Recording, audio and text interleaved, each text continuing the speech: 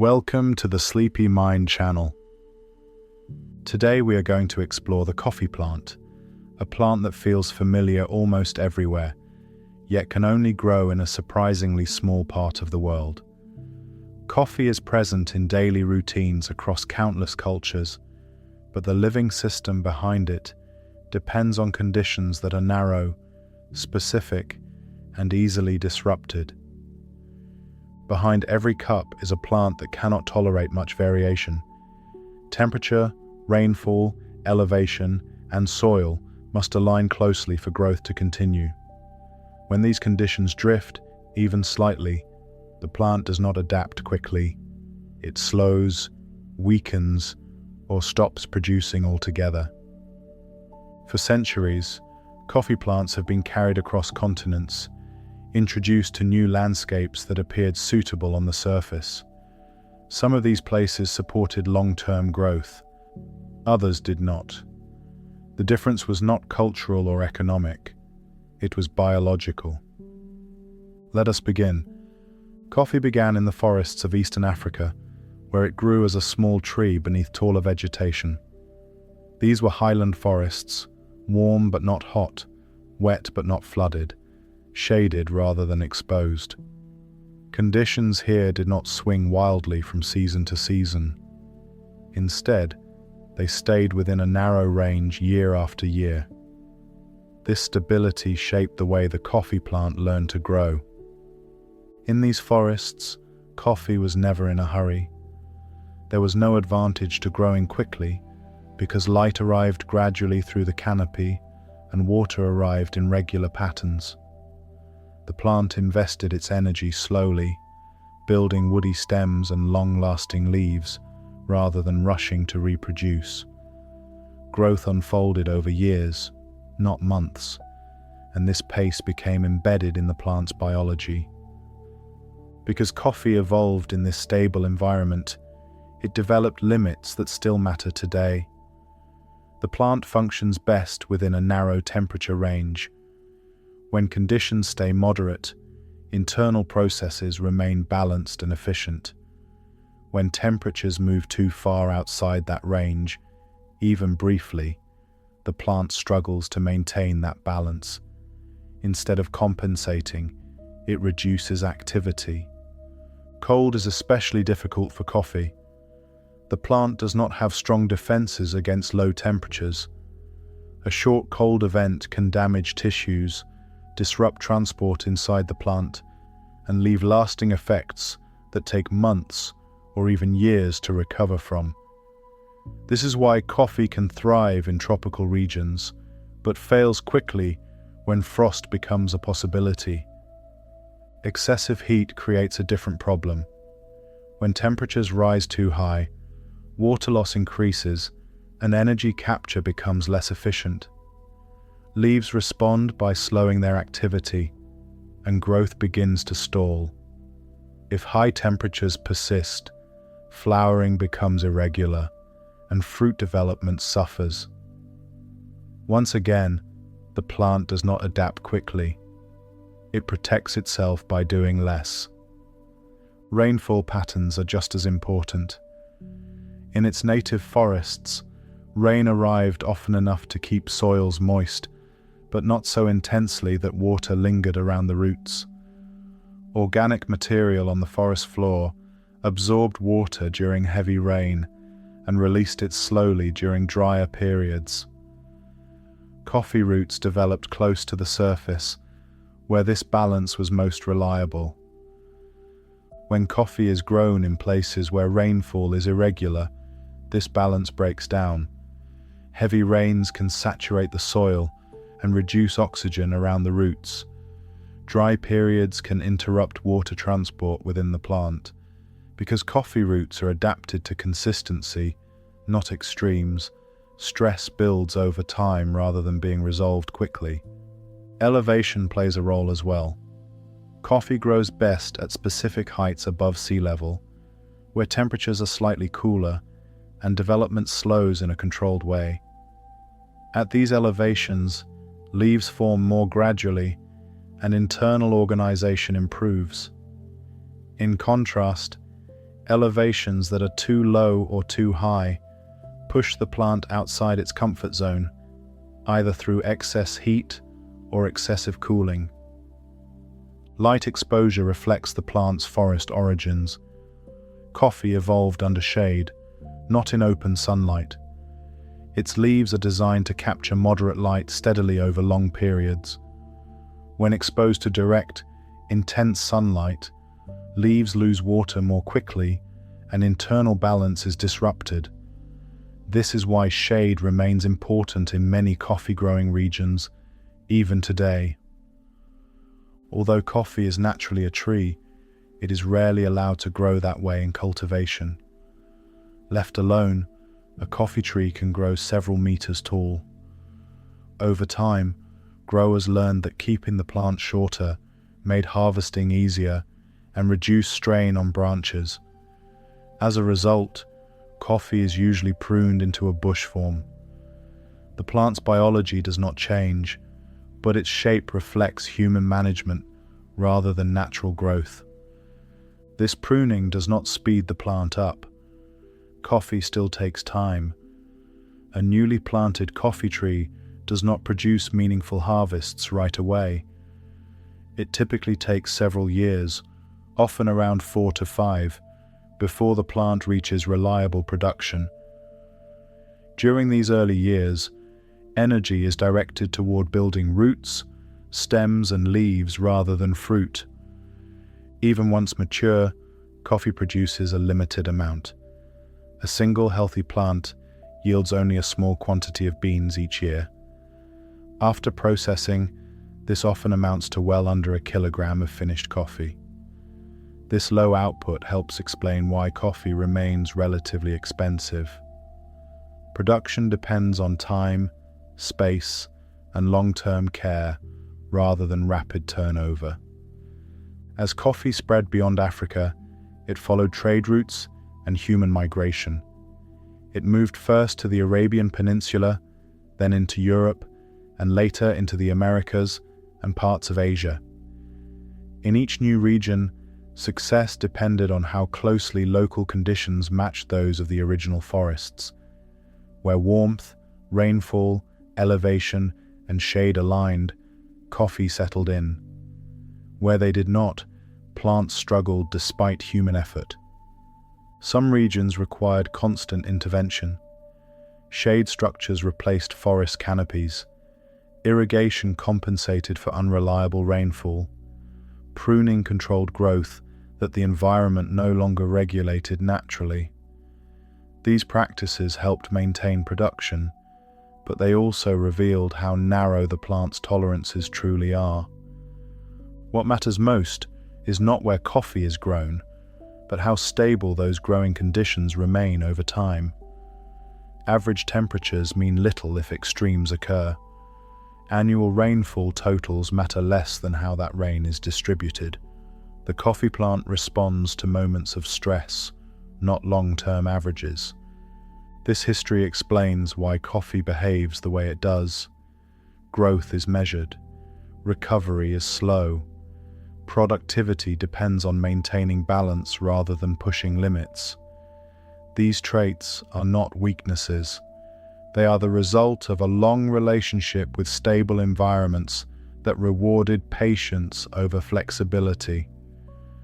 Everything that follows in the coffee plant's story builds on these origins. The way it grows, the way it uses energy, and the way it reproduces all reflect the same underlying constraints. To understand coffee, it is not enough to look at where it is grown today. It is necessary to remember where it began and the conditions it never truly left behind. Coffee grows the way it does because of the pace it learned early on. Once the plant establishes itself, it does not rush upward or outward.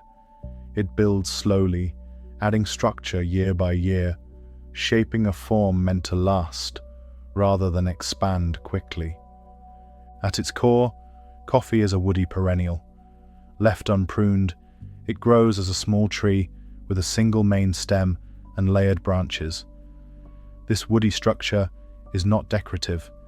It stores strength, water, and nutrients over long periods, allowing the plant to survive seasons that are slightly less favorable than the ones before. Wood forms slowly, and once it forms, it remains. This long-term investment reflects an environment where continuity mattered more than speed. The main stem supports a series of horizontal branches that emerge in an orderly pattern. These branches do not compete aggressively for space. They spread gradually, creating room for leaves to capture light without overcrowding one another. Each branch becomes a long-term asset rather than a temporary structure. When conditions remain stable, these branches can remain productive for many years. This growth pattern makes sense in shaded forest environments. Light arrives from above in broken patches, shifting slowly as the canopy moves. By spreading laterally, the coffee plant positions its leaves to intercept this filtered light consistently. There is no advantage in rapid vertical growth, because reaching above the canopy is neither possible nor necessary. Stability again shapes form. Roots develop with the same assumptions. Coffee roots remain relatively shallow, spreading outward rather than downward. In forest soils, nutrients and moisture are concentrated near the surface, where organic material accumulates.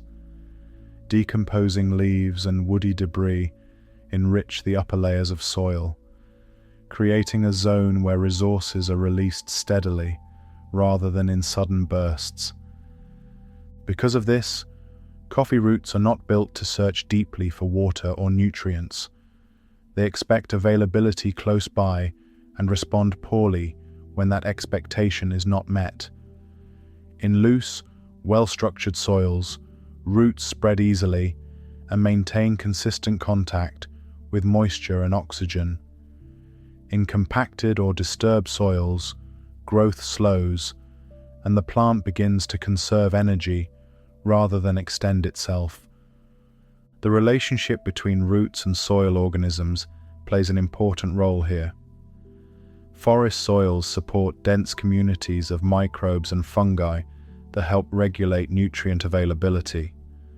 As organic matter breaks down, nutrients are released in forms that roots can absorb gradually. Coffee evolved within this living soil system, and its nutrient uptake reflects that partnership. Sudden fertilizer inputs or abrupt changes in soil chemistry can overwhelm these systems rather than improve them. Above ground, leaves form thick, glossy surfaces designed for long service rather than quick replacement. Each leaf represents a careful investment. It captures energy steadily over time, contributing to the slow accumulation of sugars that support growth and reproduction. Leaves are not shed quickly unless stressed. Under stable conditions, they remain functional for extended periods. This durability reduces the need for constant regrowth. Instead of repeatedly replacing leaves, the plant maintains them, conserving energy and resources. This approach works well when damage is infrequent and conditions remain within familiar bounds. It becomes costly when stress increases, because replacing long-lived tissues requires time and reserves. Pruning alters this natural form, but it does not change the underlying biology. In cultivation, coffee is usually kept short, often no taller than a person. This makes harvesting manageable and reduces the risk of branches breaking under the weight of fruit. It also helps control how energy is distributed within the plant.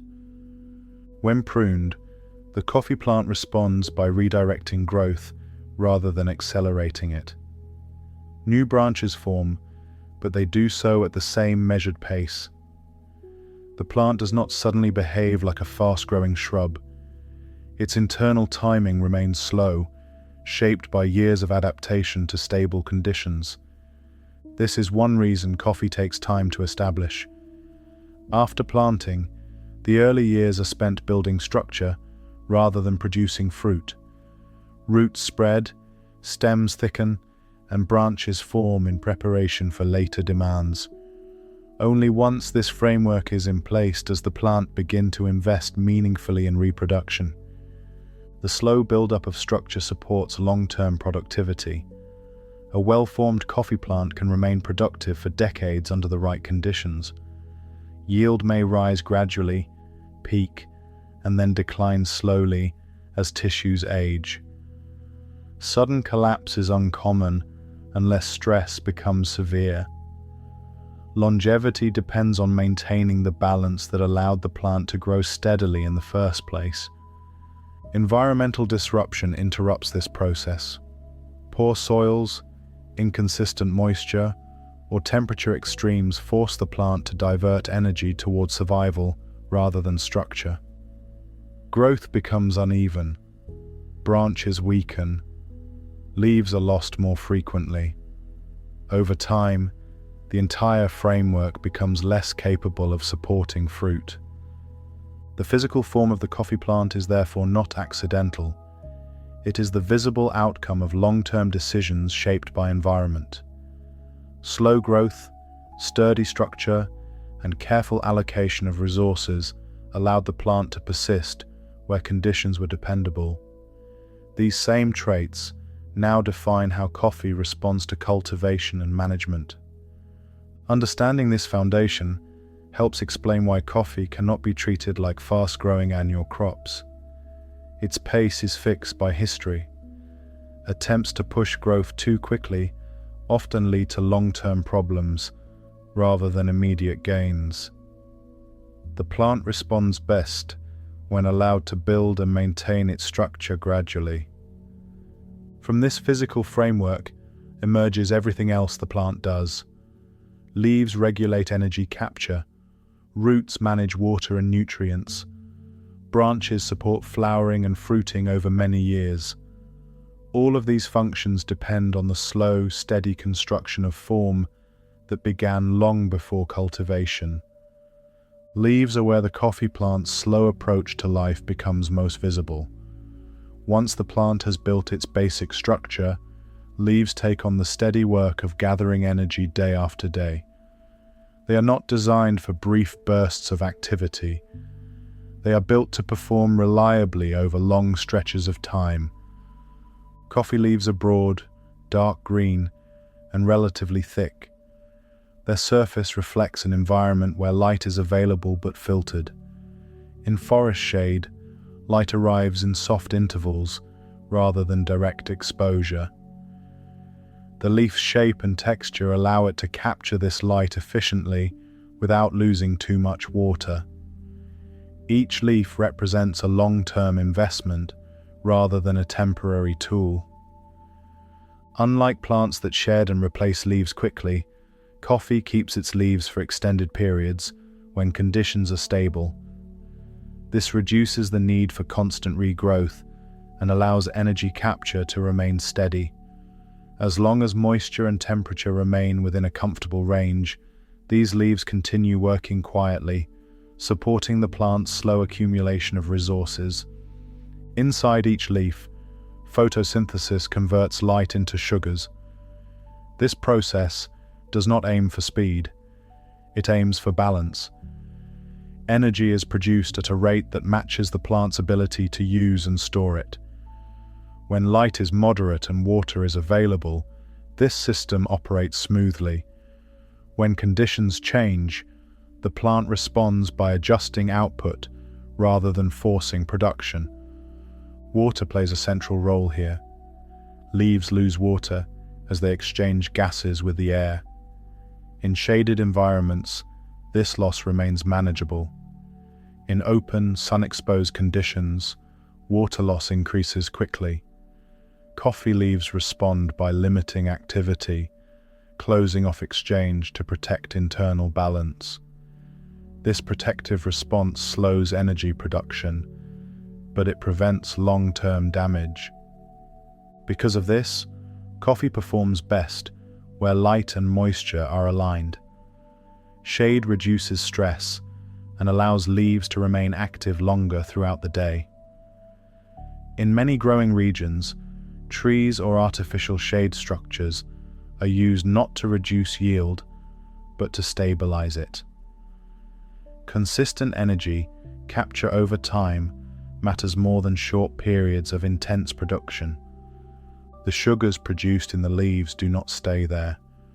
They move throughout the plant, supporting growth, maintenance, and future reproduction. Some energy is used immediately to sustain living tissues.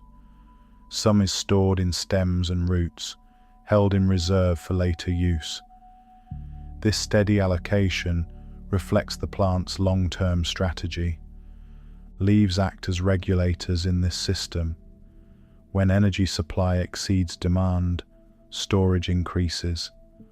When conditions worsen, stored reserves help maintain basic functions. This buffering allows the plant to survive temporary stress without collapsing. It does not eliminate vulnerability, but it slows the impact. Seasonal change affects this balance. In regions with clear wet and dry periods, leaf activity rises and falls accordingly. During wetter periods, leaves remain active for longer hours, producing more energy. During drier or cooler periods, activity declines. The plant does not attempt to compensate fully for these changes. It allows production to fluctuate within safe limits. This flexibility has boundaries. Prolonged stress reduces leaf health. Leaves may age more quickly, lose efficiency, or drop altogether.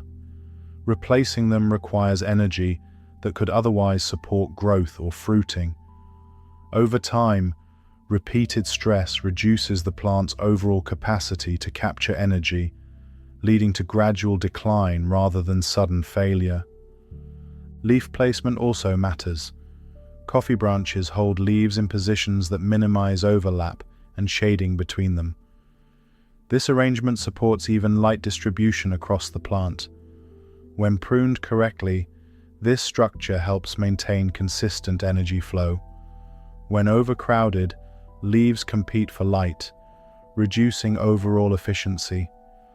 Nutrient availability influences leaf performance as well. Elements such as nitrogen support chlorophyll production, giving leaves their deep green color. When nutrients are limited or imbalanced, leaves may become pale or less productive. Because coffee evolved in soils with gradual nutrient release, sudden changes in fertility can disrupt this balance rather than improve it. Over time, the condition of the leaves reflects the health of the entire system. Healthy leaves indicate stable energy flow and adequate reserves. Declining leaf quality often signals underlying stress in roots, soil, or water availability. The plant responds by prioritizing survival, reducing energy allocation to growth and reproduction. Energy flow through the coffee plant is therefore a steady stream rather than a surge. Leaves capture light, convert it into usable form, and distribute it carefully. Nothing is wasted quickly. Nothing is gained suddenly. This approach works well when conditions remain familiar. As the plant matures, this steady energy flow supports more demanding processes. Flowering and fruit development require significant resources over long periods. Leaves provide the foundation for these stages, quietly building the reserves needed months before they are used. Understanding the role of leaves helps explain why coffee responds poorly to sudden change. Disruptions to light, water, or nutrients interrupt energy flow at its source. Recovery takes time because rebuilding leaf function is a slow process. The plant cannot rush this step without risking imbalance. From this steady foundation of energy capture and distribution, the coffee plant moves toward the next phase of its cycle. Climate cues and water availability begin to shape timing rather than just growth, preparing the plant for the transition from maintenance to reproduction. Climate and water do more than keep the coffee plant alive. Over time, they set the pace of its entire life cycle. Once the plant has built its structure and established a steady flow of energy through its leaves, temperature and moisture begin to act like signals, telling the plant when to grow, when to slow, and when to prepare for reproduction. Coffee functions within a narrow temperature range. When conditions stay close to that range, internal processes remain balanced. Growth continues steadily, leaves stay active, and energy moves through the plant without interruption. This does not mean growth is fast. It means growth is reliable. The plant settles into a rhythm that can be maintained year after year. When temperatures cool slightly, development slows. Chemical reactions inside the plant proceed at a reduced pace, stretching growth across longer periods. In many coffee-growing regions, this slowing is beneficial.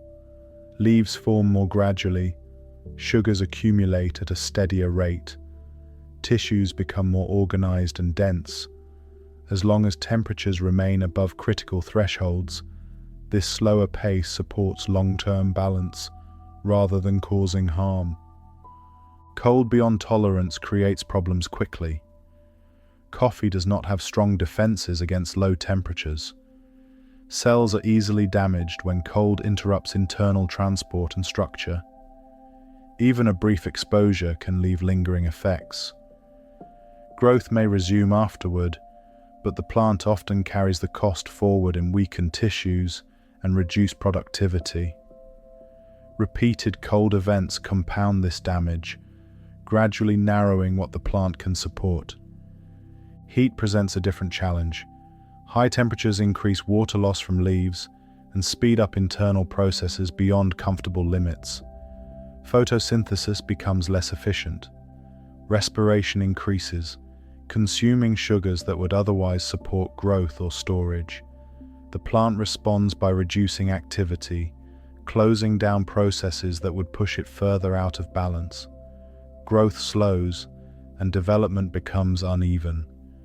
Daily temperature patterns matter just as much as seasonal averages.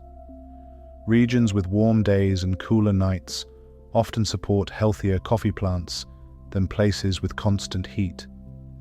Cooler nights reduce respiration, allowing sugars produced during the day to remain available. This daily rhythm supports gradual accumulation rather than rapid loss. When nights remain warm, energy drains away more quickly, leaving less for growth and reproduction. Elevation shapes these temperature patterns. As altitude increases, average temperatures drop, and daily variation becomes more pronounced.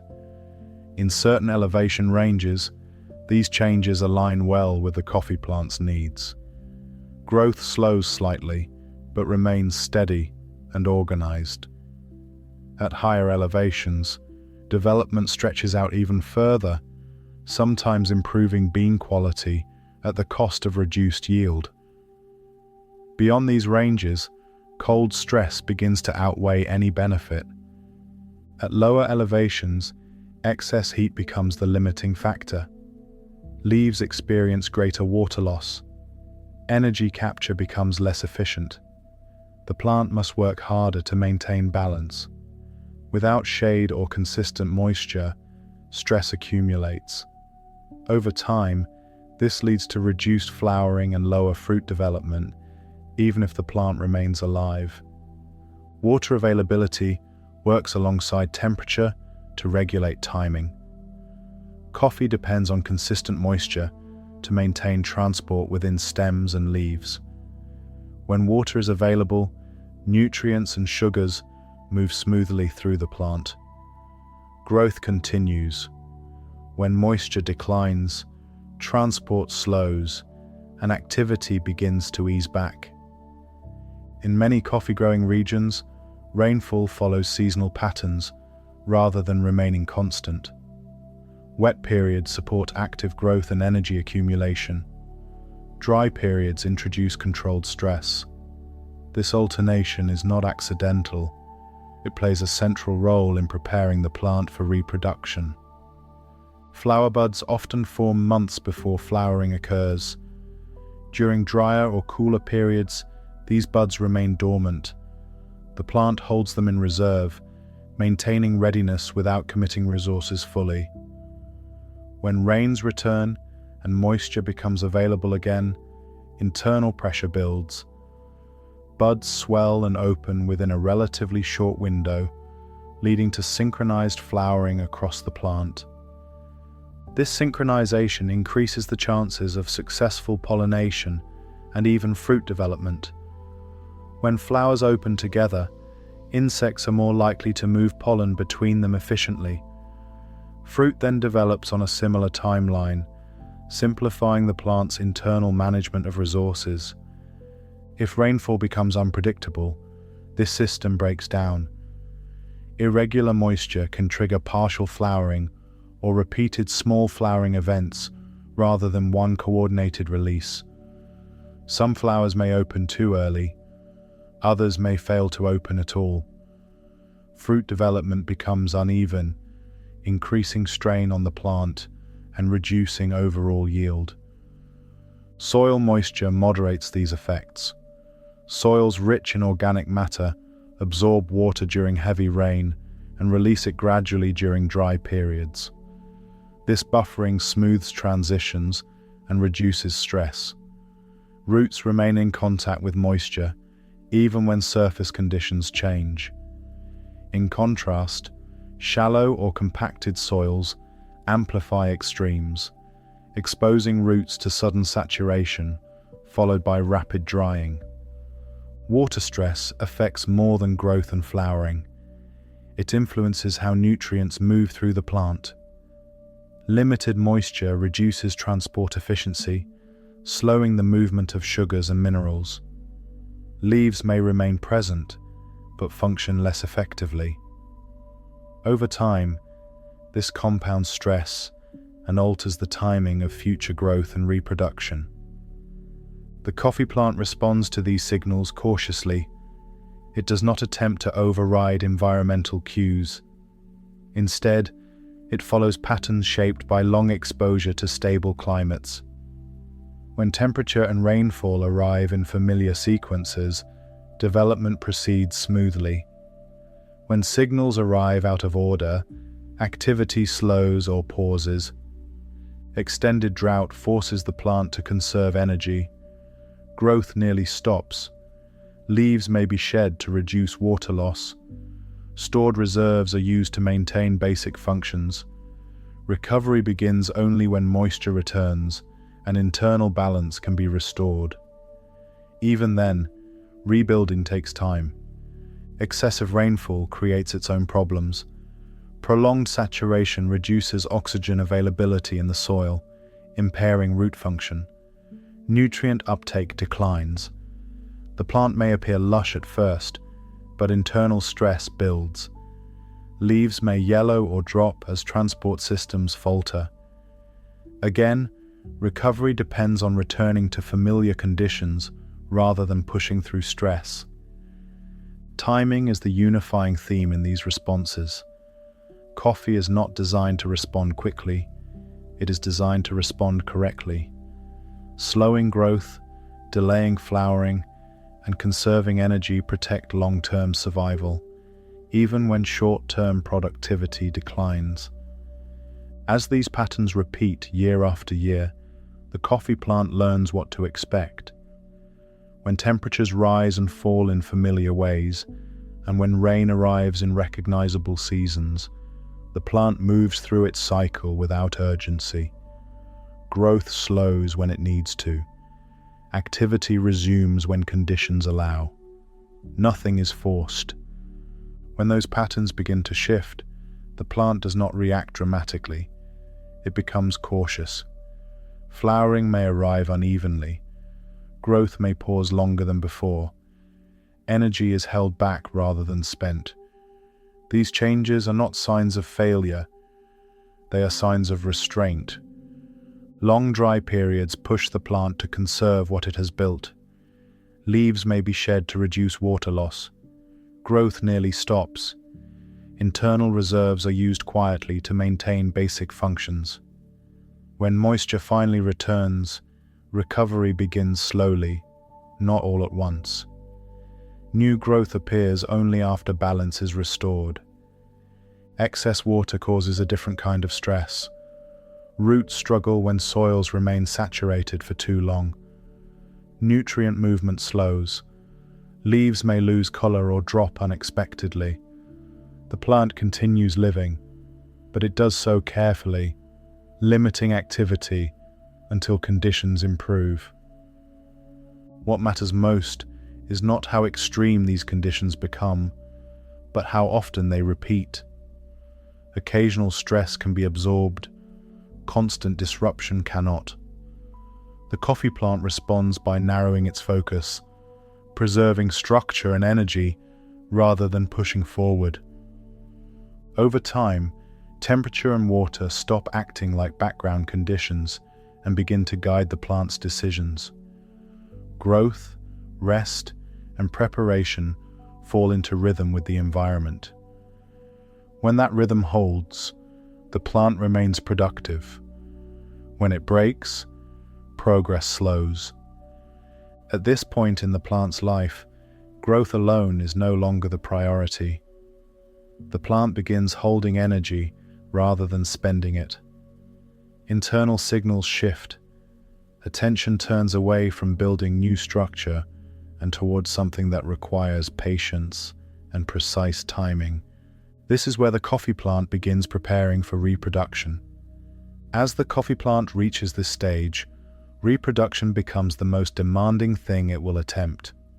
Everything the plant has built up to now exists, so it can support this process without exhausting itself. Flowering and fruit development take time, energy, and steady conditions, and the plant approaches them carefully. Flower buds do not appear suddenly.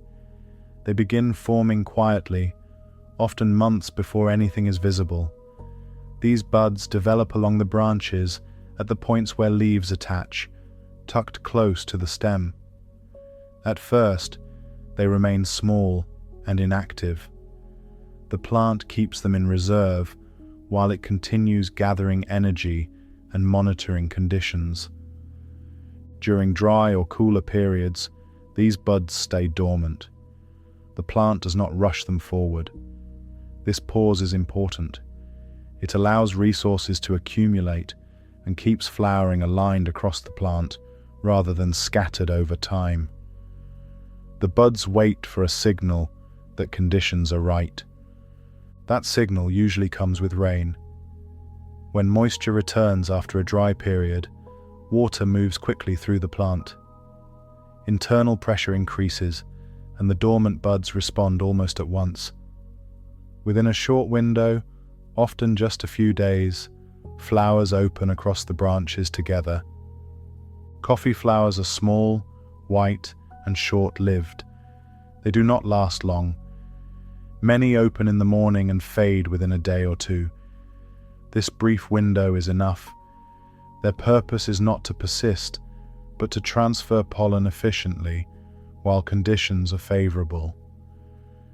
The flowers produce a noticeable scent that attracts insects, particularly bees. Insects move from flower to flower, carrying pollen as they go. This movement supports fertilization, although coffee can also self-pollinate to some extent. When conditions are stable and flowering is well synchronized, fertilization is more likely to succeed. Once fertilization occurs, the flowers fall away, and the slow work of fruit development begins. Each fertilized flower develops into a small green fruit, often called a cherry. At first, growth is subtle. The fruit remains firm and green, blending in with the leaves around it. This stage lasts for months. Fruit development is not fast. Inside each cherry, seeds begin forming, surrounded by layers of tissue that support their growth. The plant must continue supplying energy, and water steadily throughout this period. Any interruption increases the risk of fruit loss or uneven development. As the fruit grows, it draws heavily on the plant's resources. Sugars produced by the leaves are redirected toward the developing cherries. Water transport becomes more demanding. Branches must support increasing weight. This is why the plant limits how much fruit it sets at one time. Producing too much at once would strain the system beyond what it can safely manage. Over time, the cherries enlarge and begin to change color. Depending on the variety, they turn from green to yellow or red as they mature. This color change signals that the seeds inside have completed much of their development. The timing of this process depends on temperature, water availability, and overall plant health. Cooler conditions slow fruit development, stretching it across a longer period. This extended timeline allows sugars and other compounds to accumulate more gradually inside the seeds. In many regions, this slower development is associated with improved flavor, though it comes at the cost of lower yield and longer wait times. Warmer conditions speed things up. Fruit ripens more quickly, but internal development may be less even. Rapid changes increase the risk of stress, especially if water availability does not keep pace. The plant responds by shedding some fruit if necessary, reducing load to protect itself. Inside each cherry are usually 2 seeds, which will become coffee beans after processing. These seeds are surrounded by layers of pulp and protective tissue. As they develop, they store carbohydrates, oils, and other compounds that will later influence taste and aroma. This storage process depends entirely on the steady delivery of resources from the rest of the plant. Time remains the dominant factor. There is no shortcut. Rushing fruit development through excessive fertilization or irrigation often disrupts balance rather than improving outcomes. The plant is built to move through this phase slowly, adjusting pace based on conditions rather than external pressure. Fruit retention is another challenge. Not every developing cherry remains attached until harvest. Stress from drought, heat, or nutrient imbalance can cause the plant to drop fruit prematurely. This shedding is a protective response. By reducing demand, the plant preserves its long-term structure and future productivity. As the fruit matures, branches carry increasing weight. This is why pruning and plant shape matter so much. Branches that are too long or poorly supported can break under the load. Careful management helps distribute weight evenly and reduces damage that would take years to repair. The plant does not recover quickly from heavy reproductive effort. After harvest, energy reserves are often depleted. Leaves may show signs of fatigue. Growth slows. This recovery period is essential.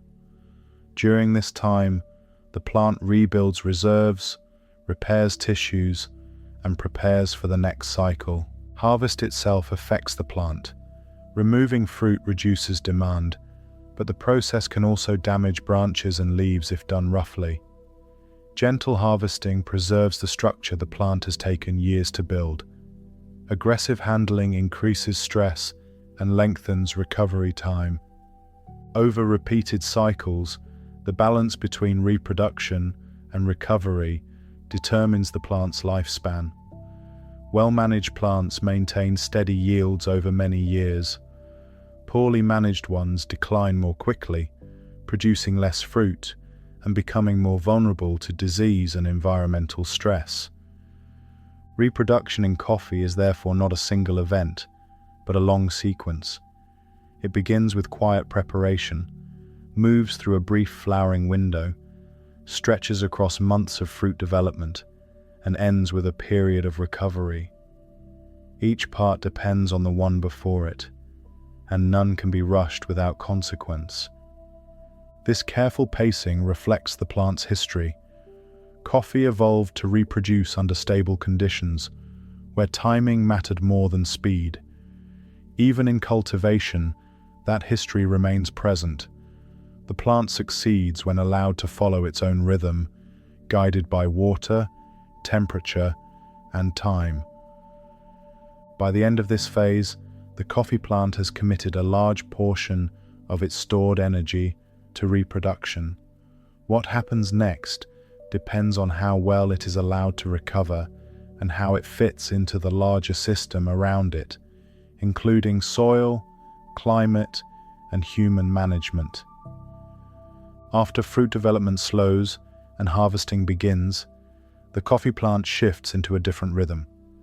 From the outside, it can appear quiet, almost still. Inside, a great deal is happening. The plant is no longer directing energy toward fruit. Instead, it begins restoring balance after one of the most demanding periods of its life. As fruit is removed, the load on branches decreases. Water demand drops. Sugars produced in the leaves are no longer pulled so heavily toward developing cherries. Transport through the plant eases. This gradual release matters. When fruit is removed in stages rather than all at once, the plant adjusts more smoothly, avoiding sudden internal shifts. With demand reduced, energy begins moving into storage. Sugars are redirected into stems and roots, where they are held for later use. These reserves support survival through dry periods, cooler seasons, and future reproductive cycles. The plant does not store energy for speed, it stores energy for stability. Leaves often show subtle signs of recovery during this time. Their color deepens. Water balance improves. New leaf growth may appear slowly, but only when conditions allow. The plant does not rush to replace what was lost. It restores function before expanding further. Roots also resume quieter activity. Fine roots regenerate where soil conditions are favorable. Contact with moisture and nutrients improves gradually. In healthy soils, microbial and fungal partners continue processing organic material, releasing nutrients at a pace the plant can absorb without strain. This recovery period is not fixed in length. It depends on how much energy was spent during fruiting and how stable conditions remain afterward. A heavy fruit load followed by drought slows recovery.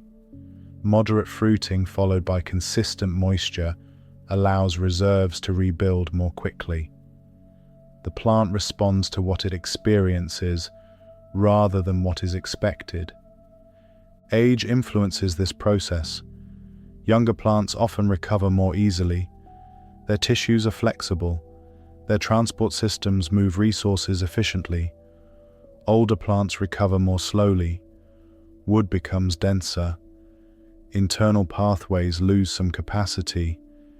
Each cycle draws a little more heavily on stored reserves.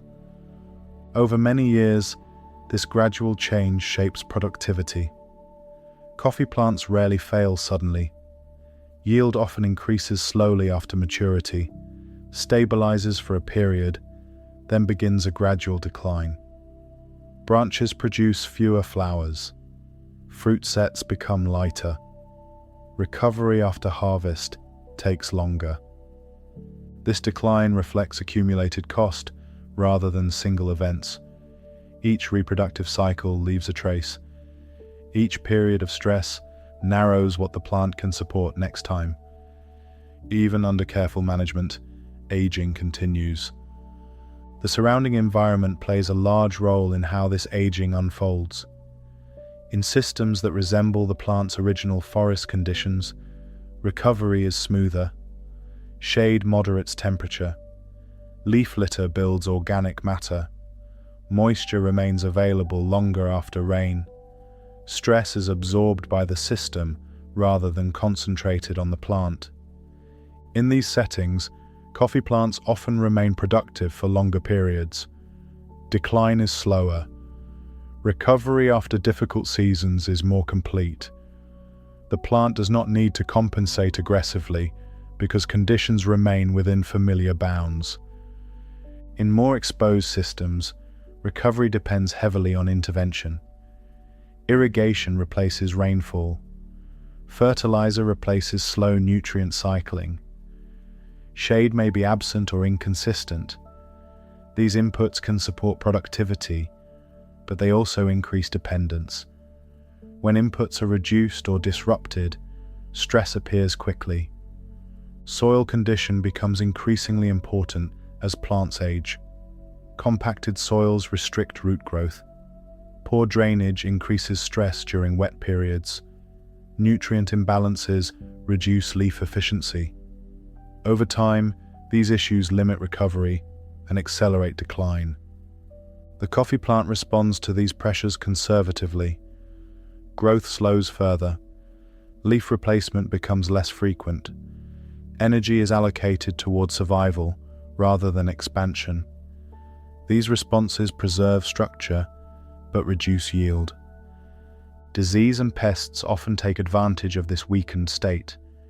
Tissues recover more slowly from damage. Defensive responses draw on reserves that are already limited. Management becomes more complex, requiring careful balance between protection and further stress. Throughout all of this, the coffee plant remains part of a larger system. In diverse plantings, surrounding vegetation influences airflow, humidity, and pest pressure. Insects, fungi, and microbes interact continuously with roots and leaves. These relationships affect how stress is distributed and how recovery proceeds. In systems with greater diversity, problems often develop more slowly. Natural predators limit pest populations. Soil organisms stabilize nutrient availability. The plant does not need to respond as aggressively to each challenge. In simplified systems, stress concentrates. Pest outbreaks spread more easily. Soil structure degrades faster. Recovery after disturbance becomes more difficult. The plant remains alive, but its margin for error narrows. Human decisions interact with every part of this process. Pruning affects how energy is distributed. Harvest methods influence recovery time. Shade management alters temperature and water balance. Soil care determines how well roots function over decades. When management aligns with the plant's natural pace, recovery remains possible even after difficult years. When management pushes against that pace, decline accelerates. Eventually, individual plants reach a point where productivity falls below what the system can support. Branches become sparse. Flowering weakens. Recovery between cycles lengthens. At this stage, replacement becomes part of long-term continuity. In stable systems, replacement happens gradually. Older plants are removed one at a time. Younger plants establish nearby under partial shade. Soil conditions remain intact. The system continues functioning while individual plants cycle through their lifespan. This gradual turnover preserves the conditions coffee depends on. Shade remains. Moisture patterns hold. Nutrient cycles continue. New plants inherit a system shaped by earlier generations. Where replacement happens abruptly, stress spreads through the system. Soil is exposed. Temperature swings increase. Moisture retention declines. Remaining plants experience strain, not because they are old, but because their environment has changed too quickly. Over long periods, systems that prioritize continuity develop their own buffering capacity. Microclimates form. Soil depth increases. Water movement slows. Coffee plants grown within these systems recover more reliably. and age more slowly. This long view helps explain why coffee responds so strongly to disruption. It evolved within environments where change unfolded gradually, and recovery was built into the system itself. Sudden shifts remove that support. Across its life, the coffee plant follows a consistent pattern. Growth is deliberate, reproduction is cautious, recovery is slow, replacement is gradual. Nothing happens quickly, and nothing is designed to. This pattern continues without announcement. Energy begins accumulating again. Buds start forming quietly along branches. The plant prepares for another cycle, carrying forward the condition it has managed to preserve. As the coffee plant settles into repeated cycles of growth, fruiting, and recovery, its life becomes increasingly shaped by what surrounds it. The plant is no longer defined only by its own tissues. It is influenced by insects that visit its leaves and flowers, organisms living in the soil, and neighboring plants that alter light, air, and moisture. Insects are part of the coffee plant's daily environment. Some arrive to feed on leaves, stems, or fruit. Others move through the plant incidentally, drawn by shade or moisture. A smaller group plays a direct role in reproduction by visiting flowers during the brief flowering period. These interactions are rarely dramatic, but over time they shape how the plant allocates energy. Leaf-feeding insects remove small amounts of tissue, rarely enough to threaten survival on their own. The plant responds by thickening leaves, adjusting growth, or redirecting resources toward repair. This response costs energy, but when damage is limited, the plant absorbs the loss without major disruption. Problems arise when feeding becomes persistent or concentrated.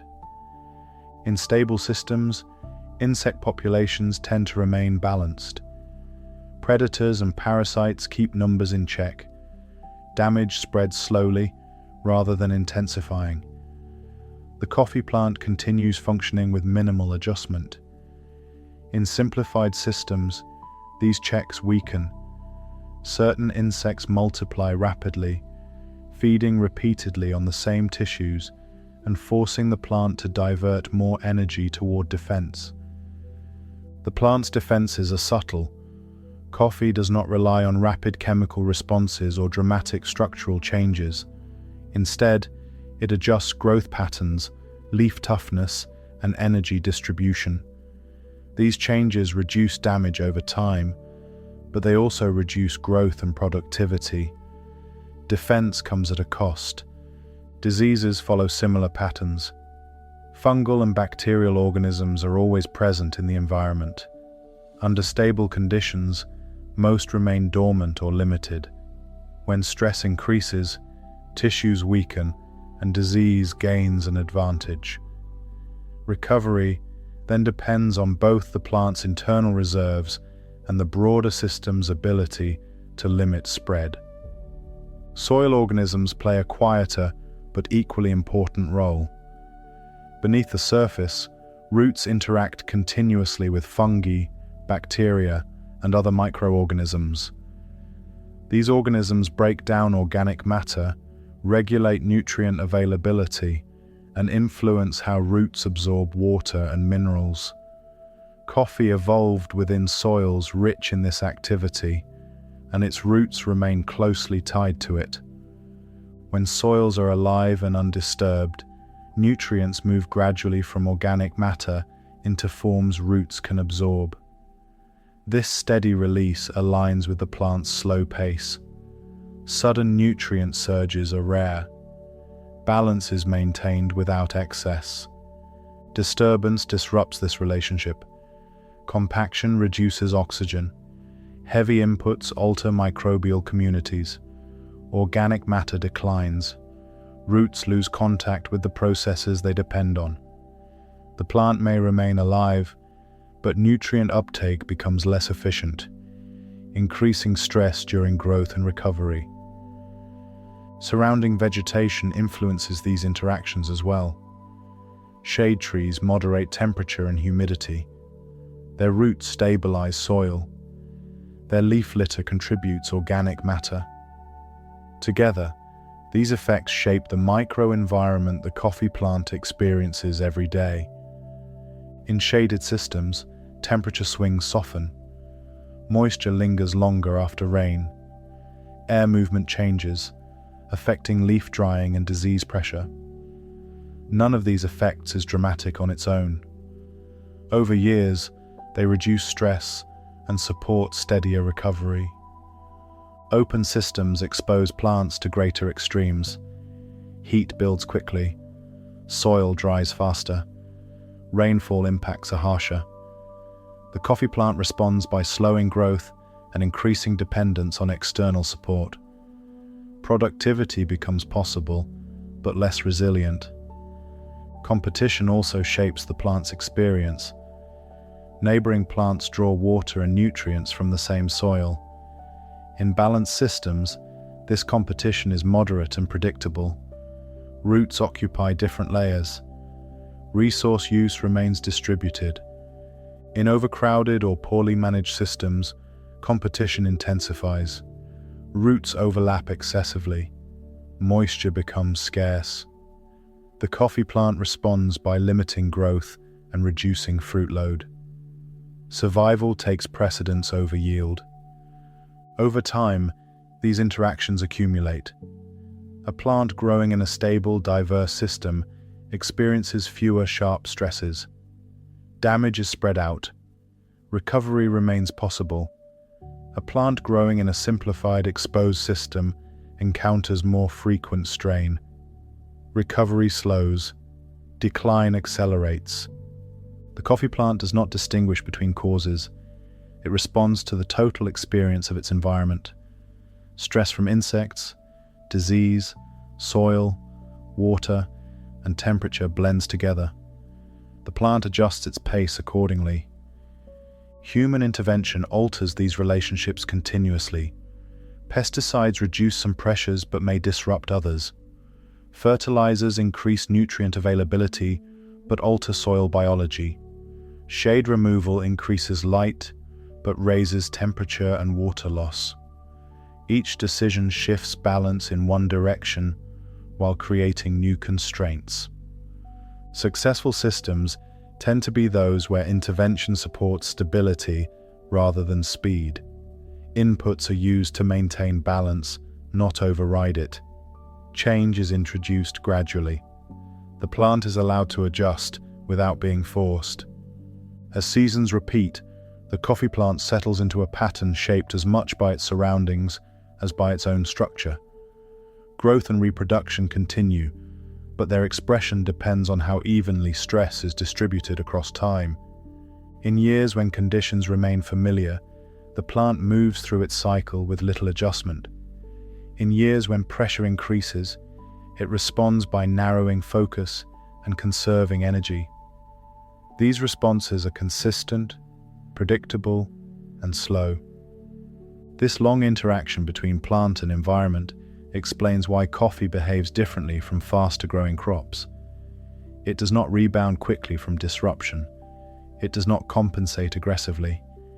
It waits, adjusts, and proceeds only when conditions allow. Across decades, these patterns shape entire landscapes. Systems that support balance remain productive longer. Systems that chase short-term gains require increasing input to sustain output. The difference emerges gradually, visible only when viewed over time. The coffee plant continues moving through its cycles within these systems, shaped by forces both large and small. Leaves grow and age, roots extend and retreat, buds form quietly, fruit develops slowly, recovery follows. Nothing about this process is dramatic. Its strength lies in repetition. The same interactions play out again and again, each time leaving a small trace. Over years, those traces define the plant's condition and the system's resilience. As the coffee plant continues through these repeated cycles, the passage of time becomes one of the strongest forces shaping its behavior. Changes do not arrive all at once. They accumulate quietly, season after season, leaving subtle marks that only become obvious when looked at over many years. Early in a plant's life, growth and recovery follow a fairly predictable rhythm. Buds form, flowers open, fruit develops, and reserves are rebuilt. Small stresses are absorbed without lasting effect. The plant has room to adjust. Its structure is still expanding, and its reserves are relatively strong compared to demand. As years pass, this balance begins to shift. Growth slows further. New branches form less frequently. Recovery after harvest takes longer. These changes are gradual, not sudden, and they reflect the cost of maintaining long-lived tissues over repeated cycles. One of the first signs of this shift appears in how the plant responds to stress. A young plant may recover fully after a dry season or a heavy fruit load. An older plant may show lingering effects. Leaves may be replaced more slowly. Flowering may become less even. Fruit set may decline slightly year after year. Wood plays a central role in this process. As stems and branches age, they become denser and less flexible. Transport pathways inside them narrow. Water and sugars still move, but with slightly less efficiency. The plant compensates by reducing demand rather than forcing flow. This gradual reduction affects how energy is used. More of what the leaves produce goes toward maintenance. Less is available for growth and reproduction. The plant continues functioning, but it does so with a narrower margin. Roots age as well. Older roots become less effective at absorbing water and nutrients. Fine roots must be replaced regularly to maintain contact with the soil. When conditions are stable, this replacement keeps pace. When stress increases, root renewal slows, reducing uptake and adding pressure to the rest of the system. Soil conditions influence how pronounced these changes become. In deep organic soils, root systems remain active longer. Moisture is retained. Nutrients are released steadily. Aging proceeds slowly. In shallow or degraded soils, decline accelerates. The plant loses support just as its internal systems become less flexible. Climate variability compounds these effects. A sequence of favorable years allows aging plants to maintain productivity longer. Repeated stress shortens functional lifespan. The plant does not distinguish between causes. It responds to cumulative experience. At this stage, the timing of reproduction often becomes less precise. Flowering may still occur, but synchronization weakens. Fruit development becomes more uneven. These shifts reduce efficiency, but protect the plant from overcommitment. The plant's responses remain conservative. It does not attempt to regain earlier productivity. Instead, it narrows focus further, preserving core structure and basic function. Yield declines gradually rather than collapsing. This long view explains why coffee plantations often show uneven productivity across plants of different ages. Younger plants produce more consistently. Middle-aged plants form the backbone of production.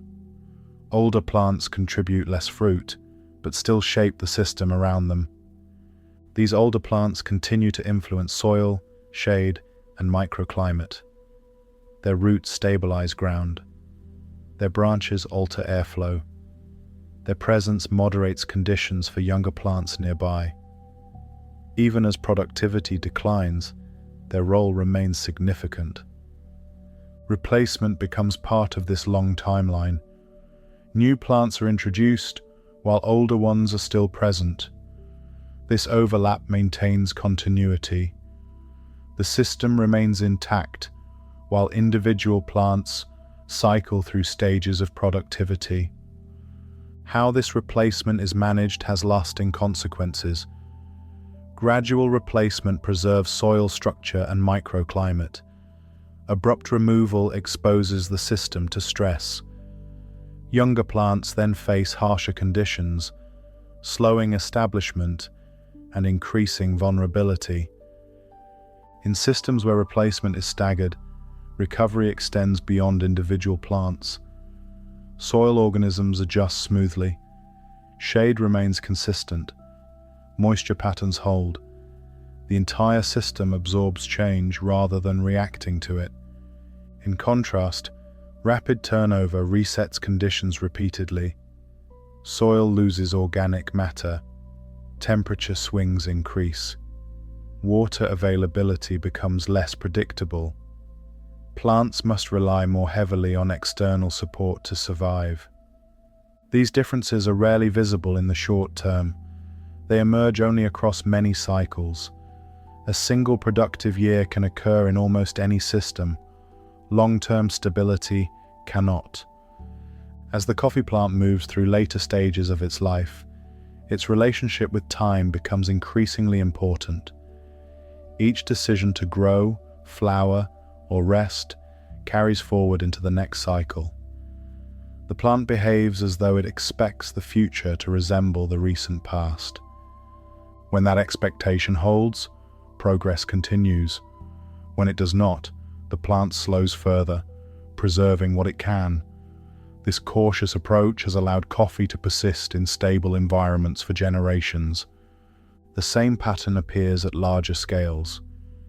Regions that maintain stable growing conditions support coffee production for decades. Regions that experience increasing variability see productivity fluctuate and decline, even when average conditions appear suitable. These shifts highlight the difference between suitability and stability.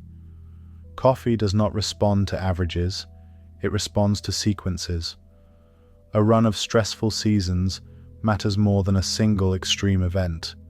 As cycles repeat, the plant's internal memory grows. Not a conscious memory, but a physical one.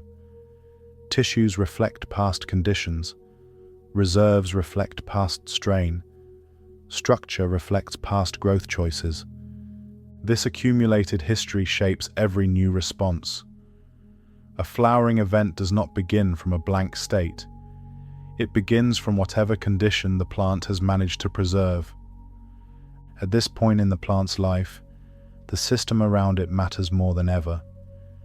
Soil health, shade, moisture, and biological diversity determine how well the plant continues functioning. Small improvements can have lasting effects. Small disruptions can accelerate decline. The coffee plant continues moving forward within these constraints. Growth slows, recovery stretches out, replacement begins quietly around it. None of this happens abruptly. The plant does not signal transition, it simply adjusts pace. Energy still accumulates. Buds still form. Leaves still capture light. The cycle continues, shaped increasingly by time rather than growth. As the coffee plant moves deeper into its lifespan, change becomes less about obvious events and more about accumulation. Nothing dramatic announces this shift. Growth continues. Leaves still form. Fruit still develops. Yet the way the plant handles each cycle begins to change in small, steady ways. Early on, recovery after harvest is fairly complete. Energy reserves rebuild. New growth appears with little hesitation. The plant enters the next cycle, carrying most of what it had before. Over time, this becomes harder to achieve. Each cycle leaves behind a small cost. Not enough to cause failure, but enough to narrow the margin the plant works within.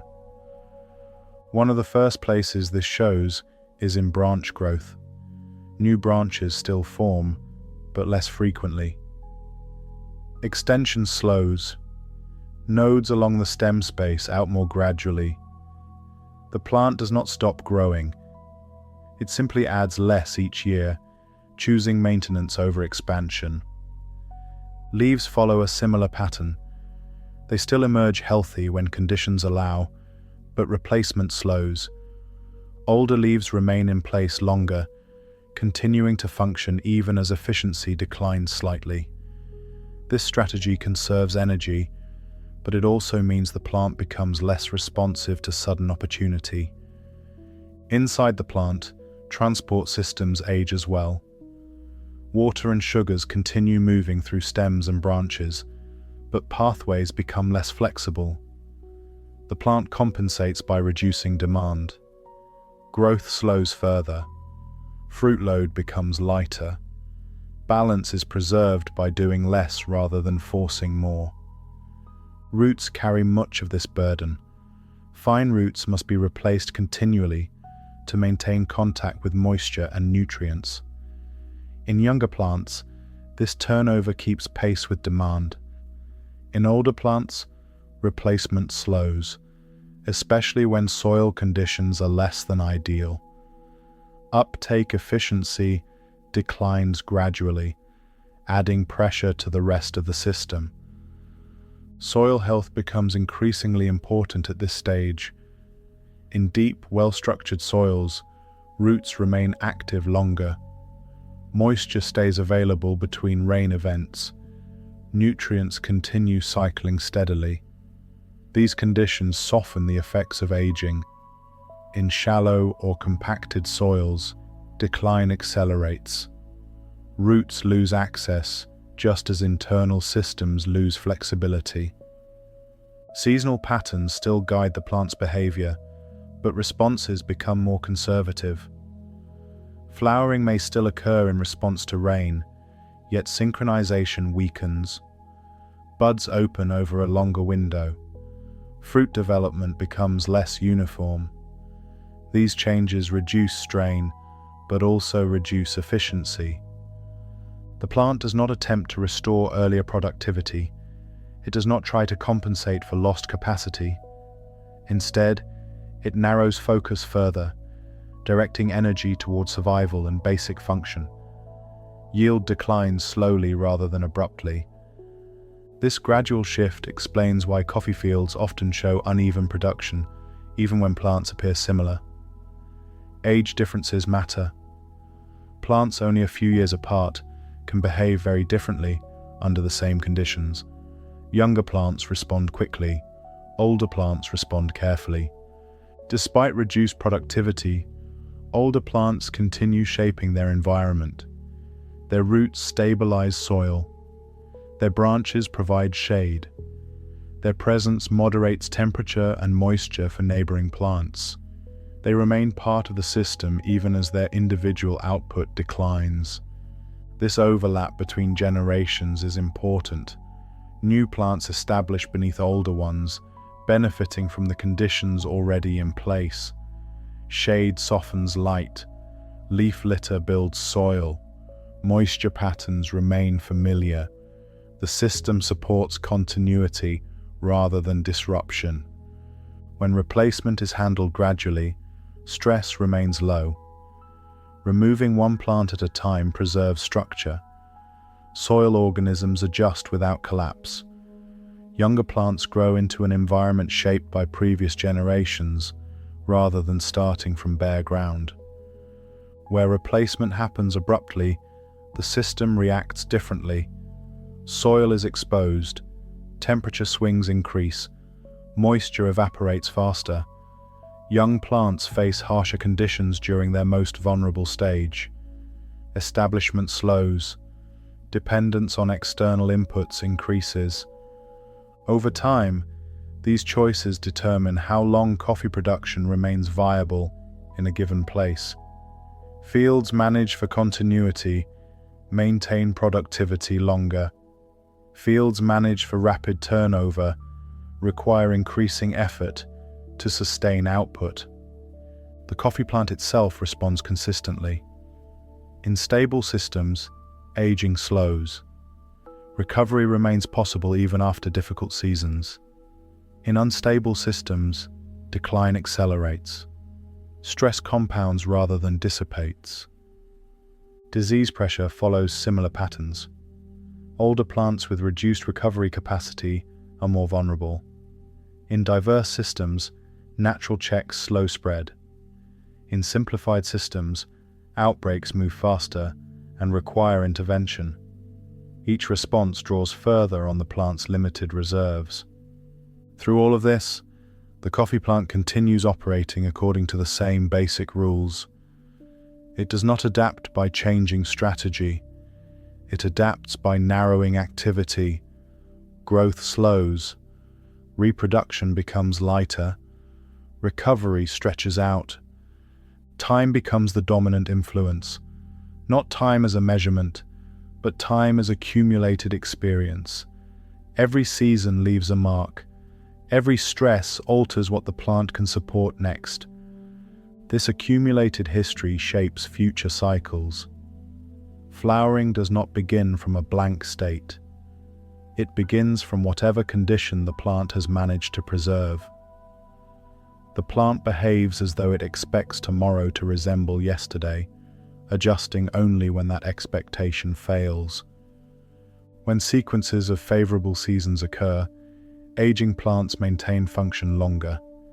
When stress repeats, decline accelerates. A single good year cannot undo several difficult ones. The plant responds to patterns, not exceptions. At this stage, management decisions have long-lasting consequences. Small improvements in soil structure or shade can slow decline for years. Small disruptions can shorten productive lifespan significantly. The plant amplifies continuity as much as it amplifies disruption. The system around the plant matters more now than at any earlier point. Soil depth, moisture retention, biological activity, and surrounding vegetation determine how well the plant continues functioning. Individual traits matter less than overall balance. Yet even as aging progresses, the cycle does not stop. Leaves still gather light. Buds still form quietly along branches. Growth continues, slower but steady. Replacement begins around older plants, gradually shifting the system forward. Nothing announces this transition. There is no clear dividing line. The coffee plant simply adjusts its pace, carrying forward what it can, letting go of what it must. As the coffee plant continues through later stages of its life, the influence of place becomes more specific. Differences that once seemed minor begin to matter more. Slight changes in slope, soil depth, or exposure shape how individual plants behave, even when they are part of the same field. A plant growing on a gentle slope experiences water differently than one on flatter ground. Rain moves slowly downhill, lingering longer in some areas and draining faster in others. Roots adjust to this pattern over time. In deeper soils, moisture remains available longer after rain. In thinner soils, drying happens quickly, increasing stress during warm periods. These small variations influence recovery.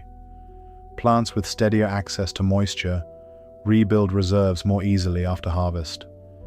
Those in drier positions recover more slowly, even if rainfall totals are the same. Over years, this leads to visible differences in growth and productivity that reflect location rather than management alone. Soil depth plays a similar role. Where soil layers are deep and well-structured, roots explore a larger volume, accessing moisture and nutrients more consistently. In shallow soils, roots are confined. Stress appears sooner during dry periods. Aging effects become more pronounced, and decline begins earlier. Exposure to wind and sun further shapes the plant's experience. Plants on exposed edges lose water more quickly. Leaves experience higher stress. Recovery after fruiting takes longer. Plants sheltered by surrounding vegetation remain more stable, even under the same climate. These differences explain why coffee fields rarely behave uniformly. Even under careful management, variation persists. The plant responds to its immediate conditions, not averages calculated across a field. Over time, this local sensitivity encourages careful observation. Growers who pay attention to these patterns often adjust practices gradually. Shade may be increased in exposed areas. Mulch may be added where soil dries quickly. Water management may be adapted to slope rather than applied evenly.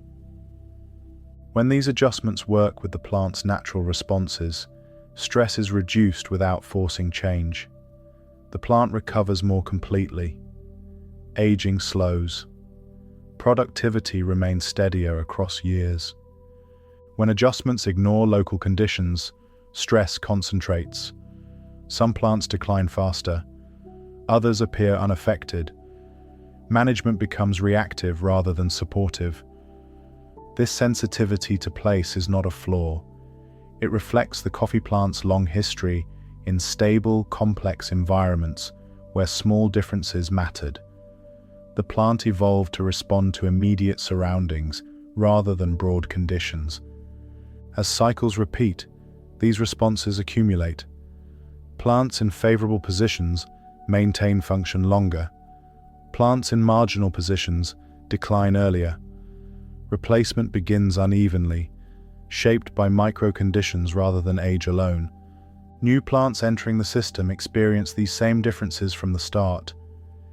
Establishment is easier where soil is deep and moisture steady. Growth is slower where conditions fluctuate.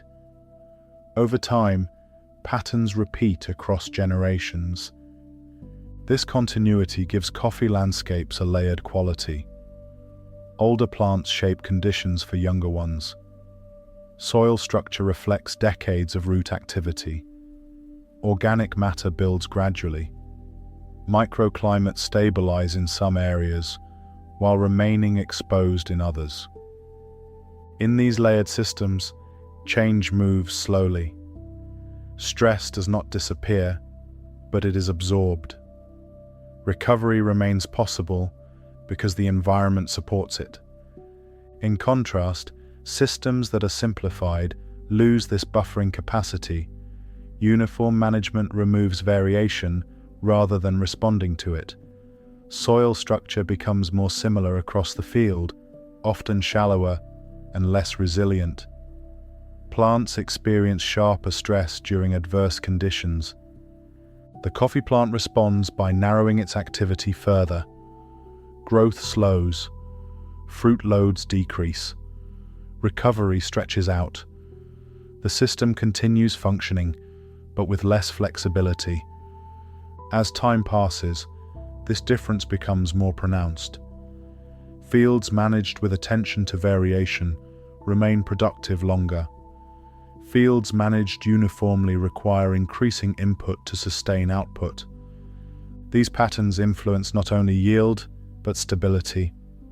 In balanced systems, difficult seasons leave traces, but not lasting damage.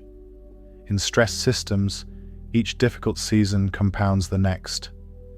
The coffee plant does not reset between cycles. Each season begins where the last one ended. Reserves reflect previous strain. Structure reflects past growth choices. The plant moves forward carrying its history. This accumulated experience shapes how the plant responds to new challenges. When conditions improve, recovery may be partial rather than complete. When stress returns, decline accelerates.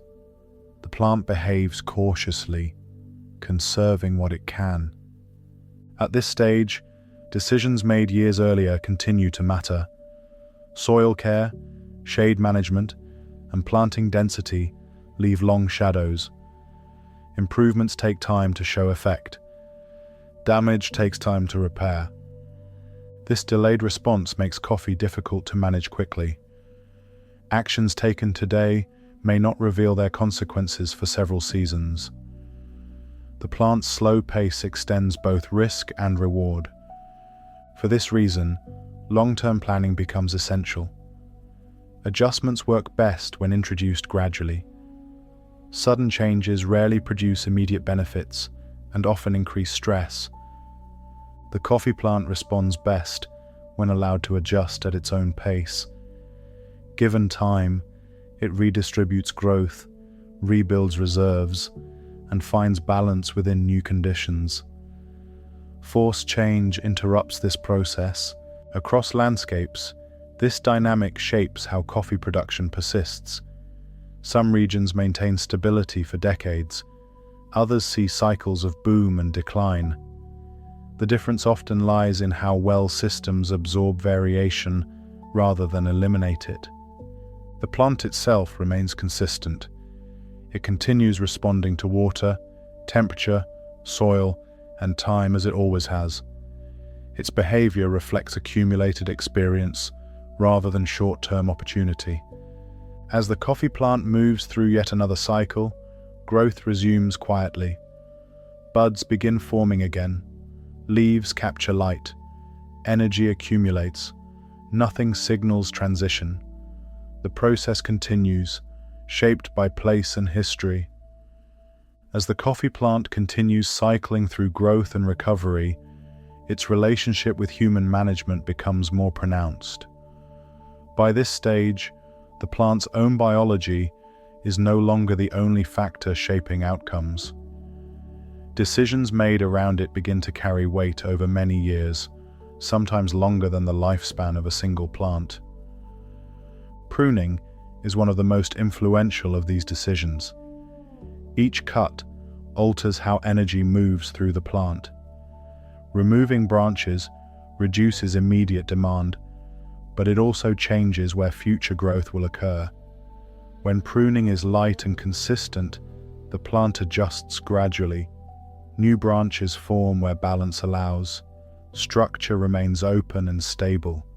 When pruning is heavy or irregular, recovery slows. The plant must redirect energy toward repair rather than steady growth. In younger plants, this adjustment is often manageable. In older plants, the cost is higher. Branches regenerate more slowly. Energy reserves are drawn down further. Timing becomes less predictable. The goal of pruning is not to force productivity, it is to maintain balance. By controlling branch density and length, pruning helps distribute light evenly and prevents the plant from overcommitting resources to fruit. Done carefully, it supports long-term function rather than short-term gain. Harvest practices interact closely with this balance. Selective harvesting, where only ripe fruit is removed, allows the plant to adjust gradually. Load decreases over time. Transport systems ease back smoothly. Recovery begins without sudden shock. Rough or hurried harvesting creates different conditions. Branches may be damaged, leaves may be lost. Transport pathways are disrupted. The plant responds by diverting energy toward repair. Recovery lengthens. The following cycle begins from a weakened state. Shade management shapes the plant's daily experience. Shade trees reduce temperature extremes and limit water loss. They also alter light quality, encouraging steady rather than intense energy capture. In shaded systems, the coffee plant operates closer to the conditions it evolved in. Removing shade increases light availability but raises stress. Leaves lose water faster. Soil dries more quickly. Temperature swings widen. The plant may respond with increased growth initially, but this response often comes at the cost of faster aging and reduced resilience. Soil management carries long-term consequences as well. Practices that preserve structure and organic matter support root function over decades. Mulching, reduced disturbance, and gradual nutrient inputs align with the plant's slow pace. They support steady recovery after each reproductive cycle. In contrast, practices that compact soil or rely on abrupt inputs disrupt this alignment. Roots lose access to oxygen and moisture. Nutrient availability becomes uneven. The plant compensates by narrowing growth and reducing fruit load. Productivity becomes dependent on continued intervention. Fertilization illustrates this balance clearly. Coffee requires nutrients to support growth and reproduction, but it evolved in soils where nutrients were released gradually. Sudden surges can overwhelm uptake systems, leading to inefficiency and stress. Moderate, consistent inputs are more effective than large, infrequent ones. Water management follows the same pattern. Supplemental irrigation can stabilize production in regions with unreliable rainfall. Applied carefully, it supports natural timing signals rather than replacing them. Applied aggressively, it disrupts flowering cues and weakens synchronization. The coffee plant responds to management not by adapting its strategy, but by adjusting its pace. When inputs align with its expectations, it proceeds smoothly. When inputs conflict, it slows further, protecting structure at the expense of yield. These responses accumulate over time. A single season of poor management rarely destroys a plant. Repeated mismatches compound. Recovery becomes incomplete. Aging accelerates. Replacement begins sooner. This delayed response often makes cause and effect difficult to trace. Decisions made years earlier continue influencing current performance. Improvements introduced gradually may take several cycles to show results. Damage may persist long after the original cause has passed. At this stage, successful management depends on patience and observation. Small adjustments made consistently matter more than large changes made quickly. The plant rewards stability over ambition. Coffee's slow feedback loop stands in contrast to faster crops. Annual plants respond within a season.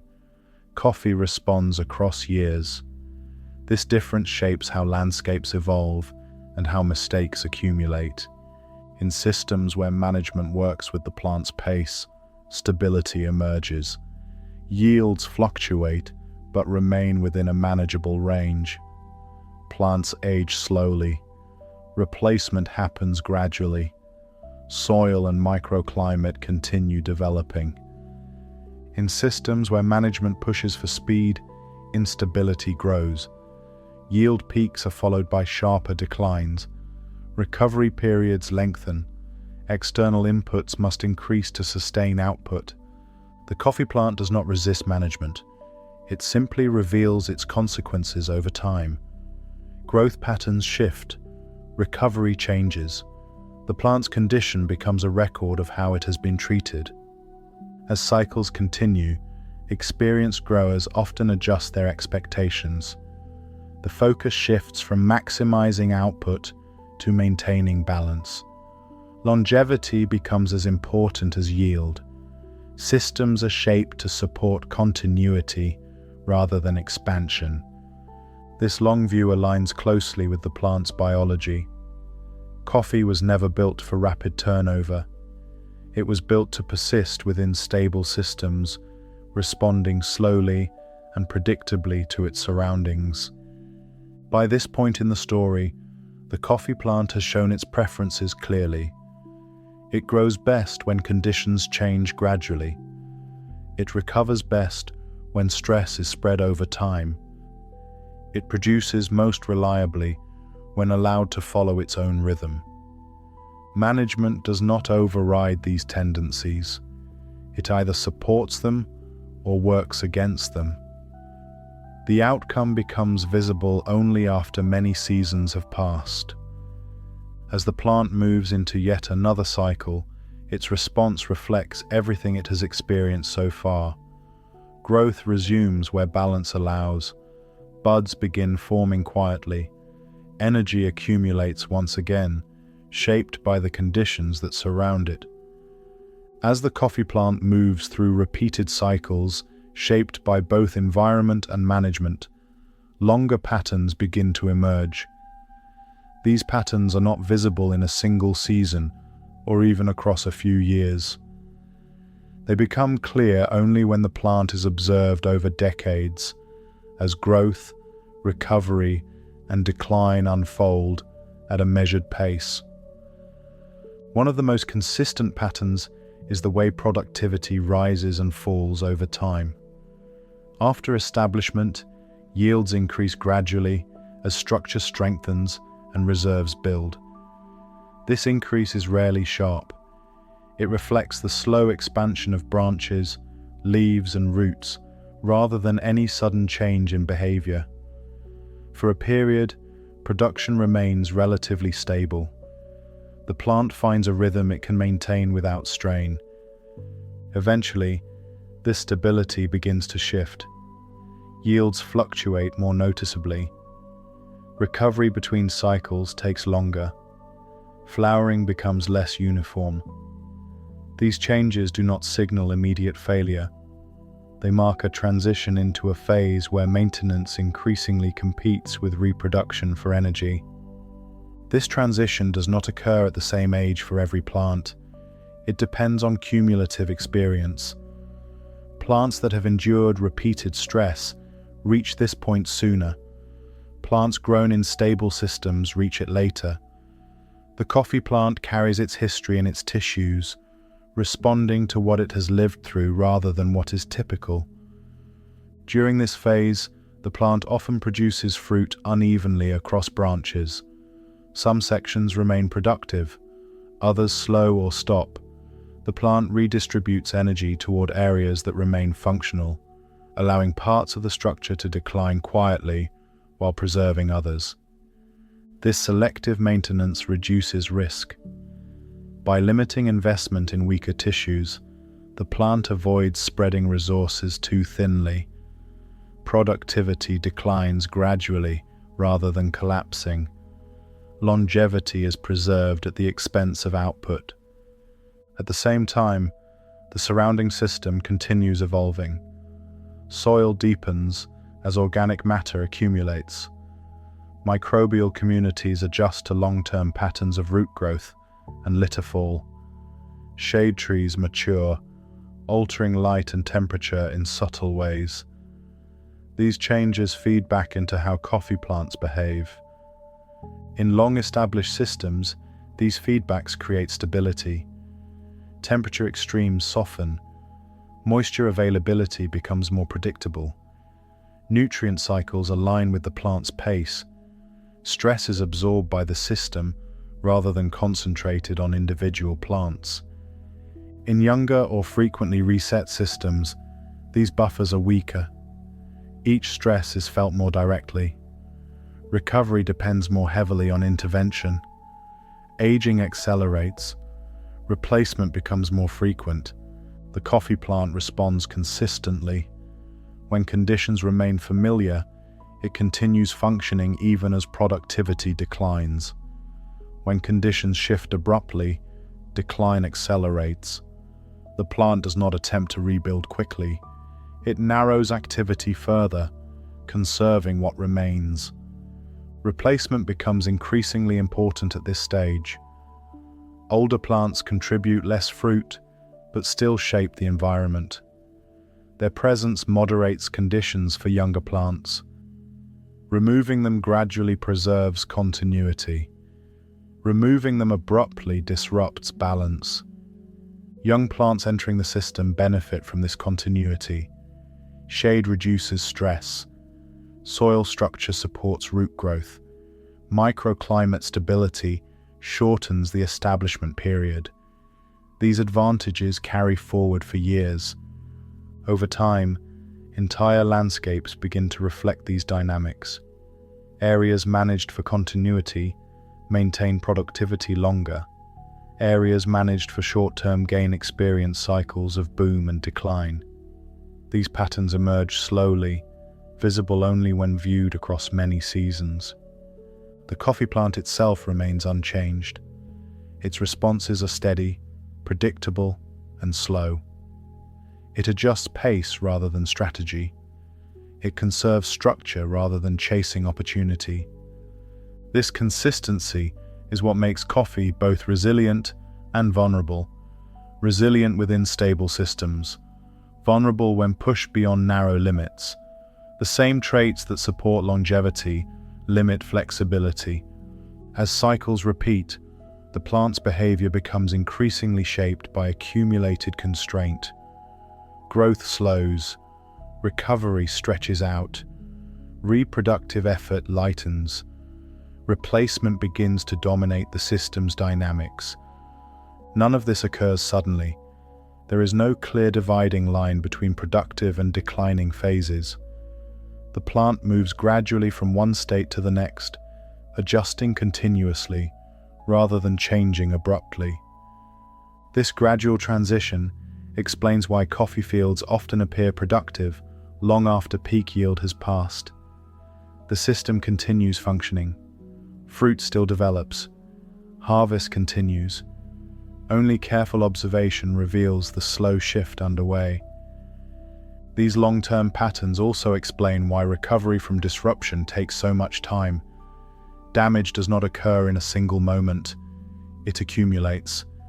Repair follows the same slow trajectory. The coffee plant carries forward what it can. Each season begins from the condition left by the previous one. Energy reserves, structural integrity, and environmental support all shape what is possible next. As the plant continues through yet another cycle, it does so with increasing caution. Growth resumes only where balance allows. Buds form quietly. Fruit develops selectively.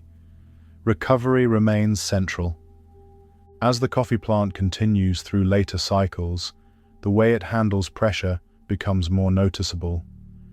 Earlier in its life, the plant could absorb stress and recover with little lasting effect. Now, each demand leaves a clearer trace. Recovery still happens, but it takes longer, and it depends more heavily on what the surrounding environment can provide. Shade becomes increasingly important at this point. Leaves exposed to direct sun lose water quickly, especially during warm afternoons. In shaded conditions, that loss slows. Leaves remain active longer. The plant does not need to shut down as often to protect itself.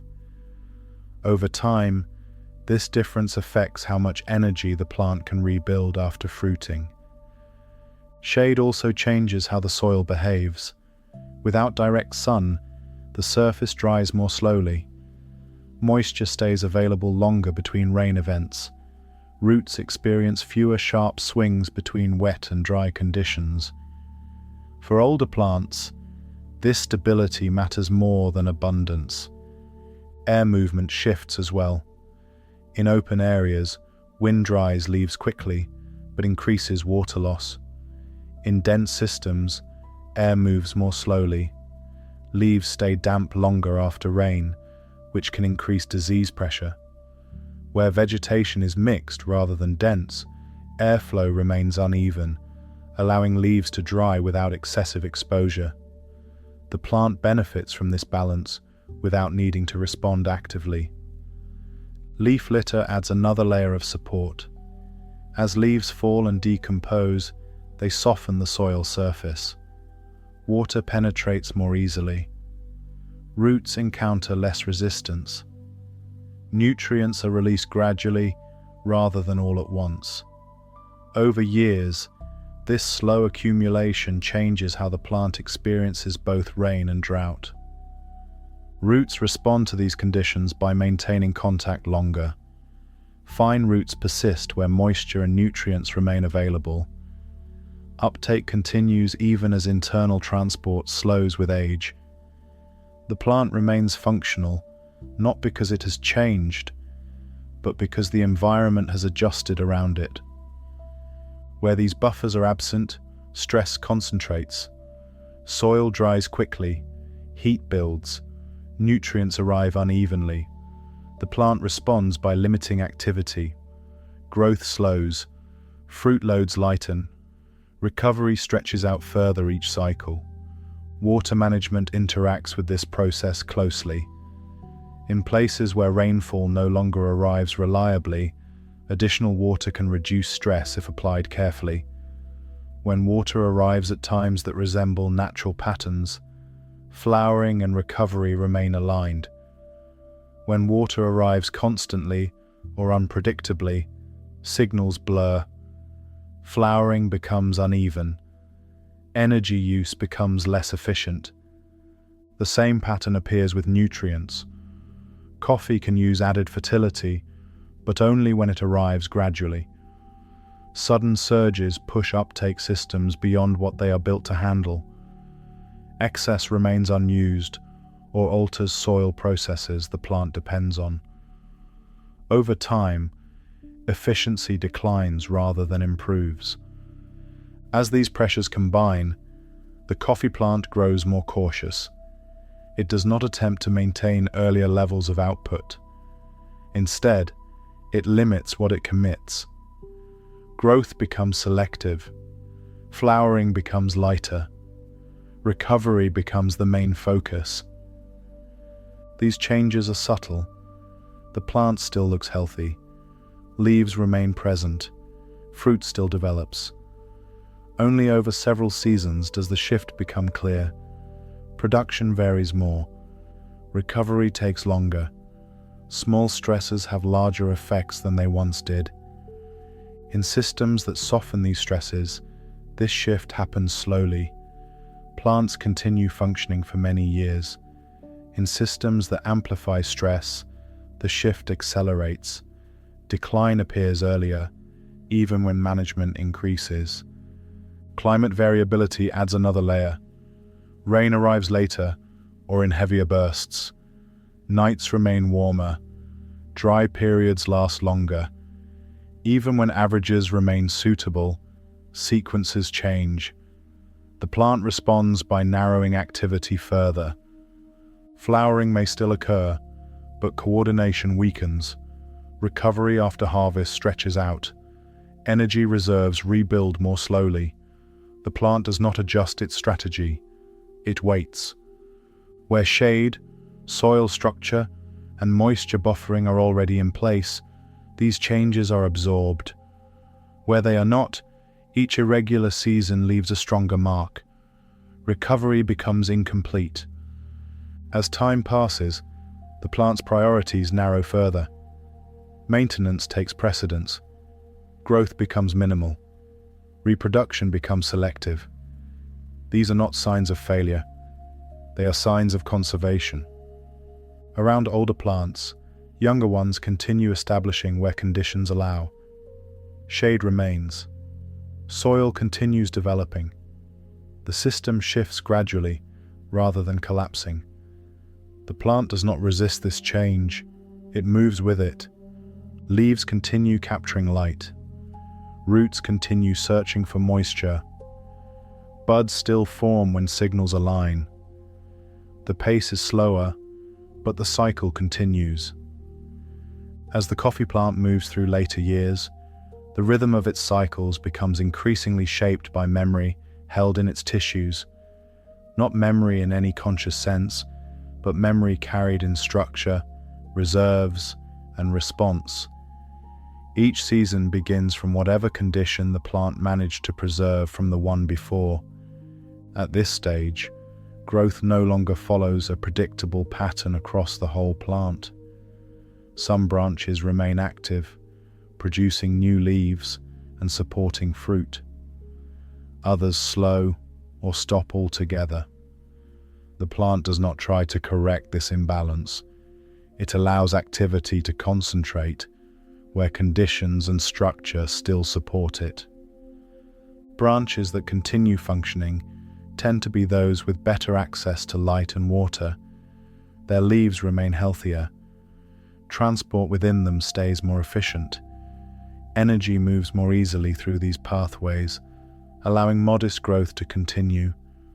Less favorable branches gradually decline, shedding leaves or producing fewer flowers. This selective behavior helps the plant avoid overextension. By limiting investment in weaker areas, it preserves core function. Productivity declines, but survival remains secure. The plant narrows focus rather than forcing uniform performance. Leaves on older branches often behave differently than those on younger growth. They remain in place longer, even as efficiency declines. Replacing them would require energy the plant cannot spare easily. Keeping them allows continued, if reduced, energy capture without added cost. Roots show similar selectivity. Fine roots regenerate where moisture and nutrients remain available. In drier or compacted zones, roots retreat. Uptake becomes uneven across the root system, mirroring the uneven activity above ground. The plant responds by matching demand to what supply allows. This unevenness does not indicate disorder. It reflects adaptation to accumulated constraint. The plant responds to local conditions within itself, just as it responds to variation in the surrounding environment. Over repeated cycles, this internal pattern stabilizes. Certain parts of the plant remain productive for years, others fade quietly. The overall form changes slowly, often becoming more open as older branches decline and fewer new ones replace them. Flowering follows this same pattern. Instead of opening evenly across the plant, flowers appear more heavily on specific branches. Synchronization weakens, but reproduction continues. The plant accepts lower efficiency to reduce risk. Fruit development mirrors this selectivity.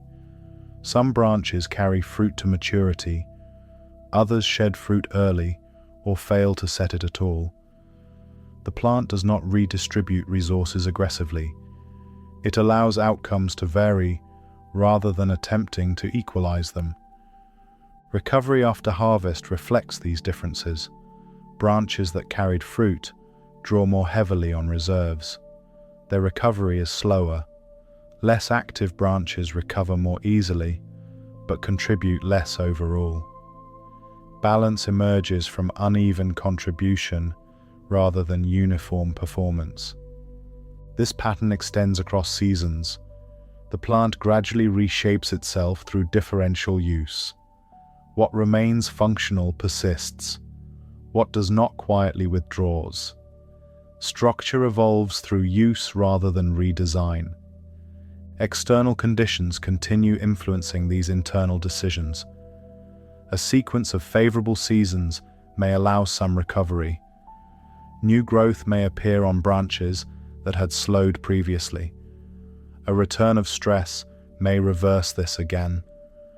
The plant remains responsive, but always within narrow bounds. Human management interacts with this process. Pruning can remove declining branches, redirecting energy toward healthier ones. When done carefully, this aligns with the plant's own tendencies. When done aggressively, it forces responses the plant may struggle to support. Shade, soil care, and moisture availability influence which branches remain active. Small differences in microconditions become more important as overall capacity declines. The plant responds by investing where conditions still allow efficiency. Over time, the coffee plant's shape tells its story. Branch arrangement reflects years of selective use. Leaf distribution reveals where energy capture remains viable. Root patterns show where resources have been consistently available. This gradual reshaping is not dramatic. It unfolds quietly, often unnoticed until productivity has already shifted. The plant does not signal transition, it simply adjusts. Across a field, these individual changes create variation. Some plants remain productive longer, others decline earlier. Even within the same conditions, histories differ. Each plant carries its own accumulated experience. Replacement begins to overlap more strongly with these patterns. Younger plants establish beneath older ones, benefiting from the structure still present. As older plants decline, space and resources open gradually rather than suddenly. This overlap reduces shock. Soil remains covered. Shade persists. Microclimates hold. The system continues functioning while individual plants cycle through later stages. The coffee plant does not resist this transition. It has never been built for permanence. It has been built for continuity, with change spread across time rather than concentrated in moments. Leaves continue forming where conditions allow. Buds still appear along selected branches. Fruit develops selectively. Recovery remains central. The cycle does not end. It narrows. As the coffee plant continues aging within these narrowing bounds, the role of time becomes even more uneven. Seasons no longer feel interchangeable to the plant. Each one arrives with a slightly different weight, depending on what the plant is carrying forward from before. A season that follows strong recovery allows the plant to respond with modest confidence. Leaves remain active longer. Buds form more reliably. Fruit sets where structure and reserves allow. A season that follows stress arrives differently. Growth hesitates. Flowering is lighter. The plant holds back without hesitation. This difference explains why 2 consecutive seasons with similar weather can produce very different outcomes. The plant does not reset between cycles. It begins each one from the condition left behind. Energy reserves, tissue health, and root function all influence how new signals are interpreted. At this stage, water availability becomes especially influential. Even short dry periods leave a stronger mark than they once did. Leaves close down earlier in the day. Energy capture drops sooner. Recovery slows. The plant compensates by reducing demand rather than increasing effort. Rain that arrives at the right moment still triggers flowering, but the response is less forceful. Fewer buds open. Flowering stretches across a longer window. This reduces strain, but lowers efficiency. The plant chooses caution over synchrony. Fruit development reflects the same restraint. Cherries grow more slowly. Some are shed early. Others mature fully. The plant does not attempt to support every fruit that begins developing. It allows selection to occur naturally, protecting core structure. Nutrient movement becomes more sensitive as well. When uptake slows, deficiencies appear more quickly in leaves. Color changes are subtle but persistent. Growth adjusts quietly. The plant avoids sudden shifts, even when resources improve later in the season. Roots continue responding locally. Where moisture and nutrients remain available, fine roots persist. Where conditions fluctuate, roots retreat. Uptake becomes patchy. Above-ground growth mirrors this uneven support. The plant's form reflects these internal decisions. Canopies open further. Gaps appear where branches no longer sustain leaves. Light reaches lower parts of the plant more easily, sometimes encouraging new growth, sometimes increasing stress. This openness alters airflow and humidity. Leaves dry faster after rain. Disease pressure may decrease in some areas while increasing in others. The plant does not manage these changes actively. It responds where needed, withdrawing where necessary. Over repeated cycles, these small shifts accumulate. The plant becomes simpler in structure. Fewer branches carry most of the activity. The system remains functional, but capacity is reduced. Human management can either soften or sharpen these transitions. Gentle pruning, that removes clearly declining branches aligns with what the plant is already doing. Heavy pruning that removes active structure forces recovery the plant may not be able to support. Shade remains a key influence. In shaded conditions, even older plants maintain activity longer. Leaves avoid midday stress. Soil retains moisture. Recovery remains possible. In exposed conditions, decline accelerates, especially during warm seasons. Soil condition continues shaping outcomes. Where organic matter remains high, roots function longer. Moisture stays available. Nutrient cycling continues. Where soil has thinned or compacted, every stress arrives more sharply. These factors explain why aging coffee plants behave so differently across landscapes. Age alone does not determine decline. The system around the plant determines how gently or harshly aging unfolds. In places where continuity has been preserved, older plants continue contributing for many years. Their yields are modest, but steady. In places where disruption is frequent, decline appears earlier and progresses faster. The coffee plant remains consistent in its responses. It does not attempt to reverse aging. It does not seek renewed growth aggressively. It conserves, narrows, and proceeds carefully. Across seasons, the plant's activity becomes increasingly selective. Growth appears only where balance allows. Reproduction occurs where reserves support it. Recovery dominates behavior. Nothing signals a turning point. The plant does not announce transition. It simply adjusts its pace again, responding to what remains possible.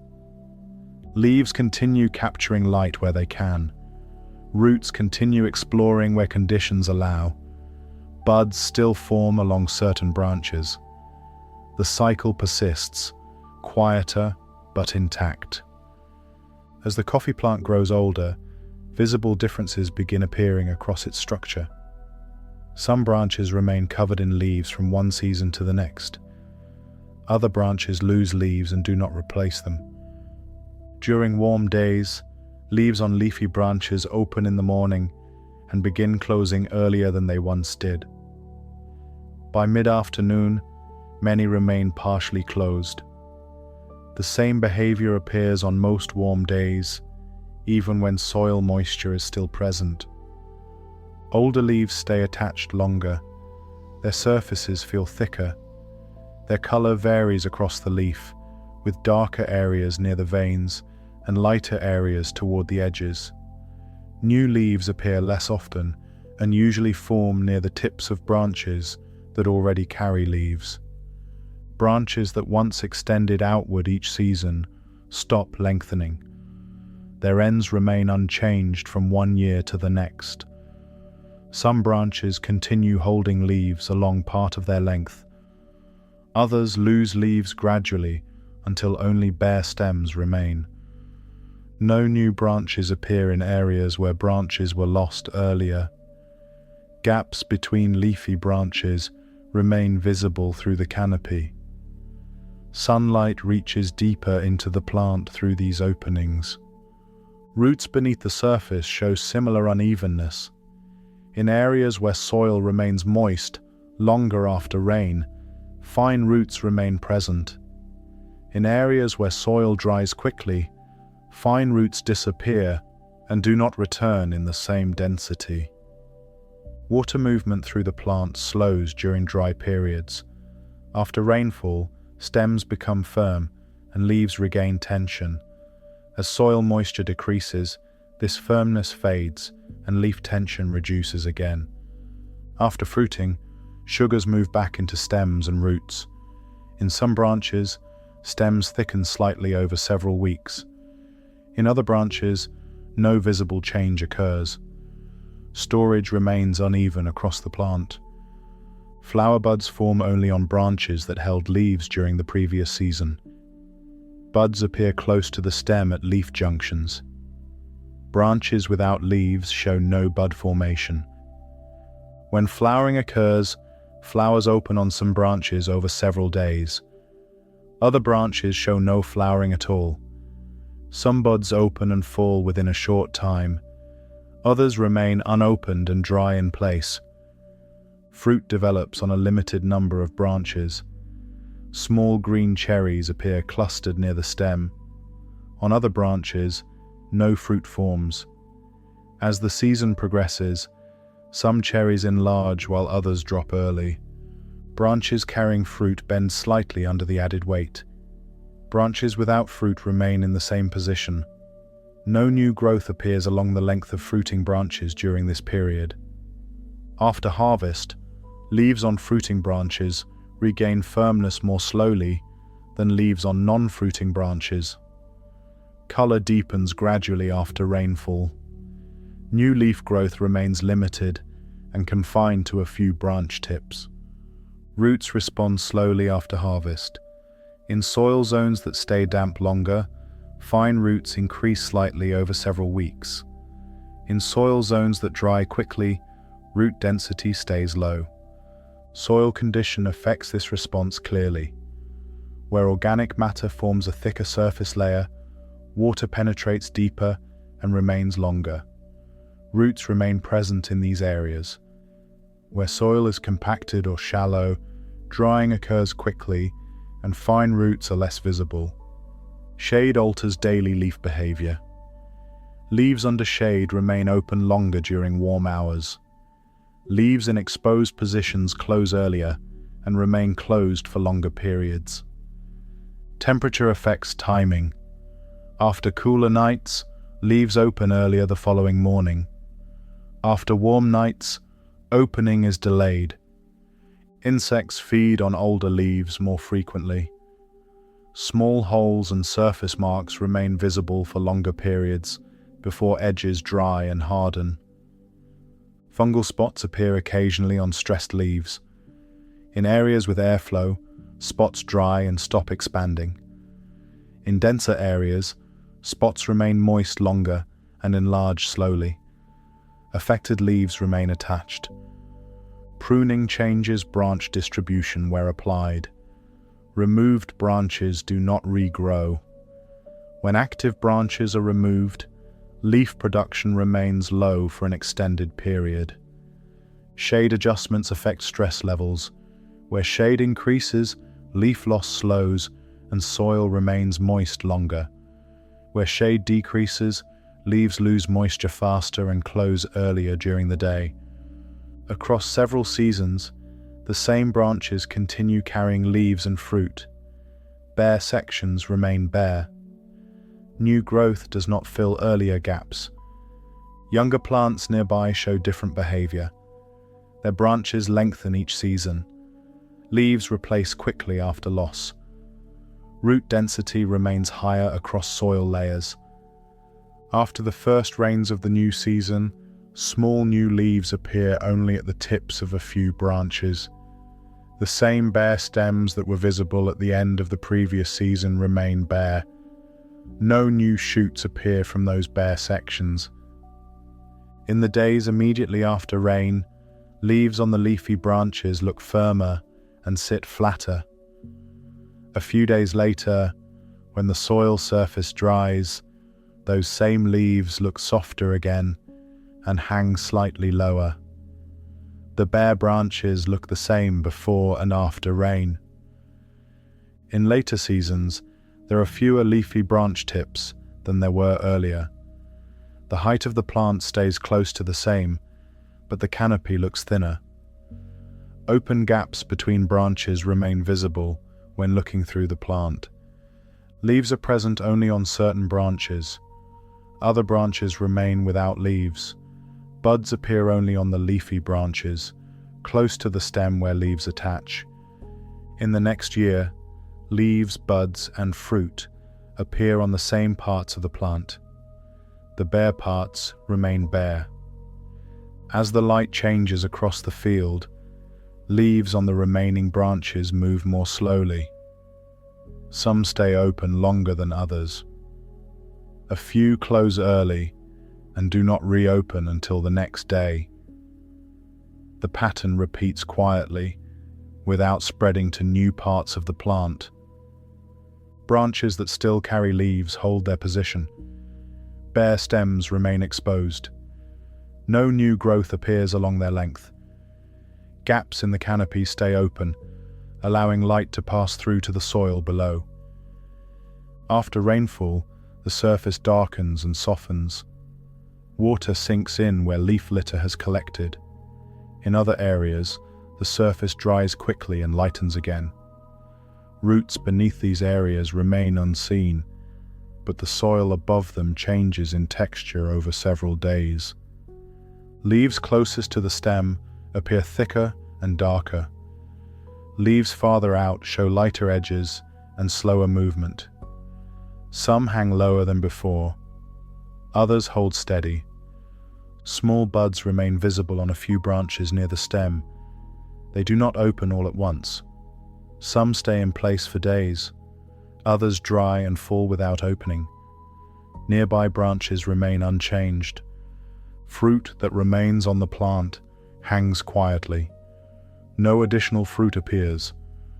Branches without fruit remain still. As days pass, there is little outward change. The plant holds its shape. Leaves open and close.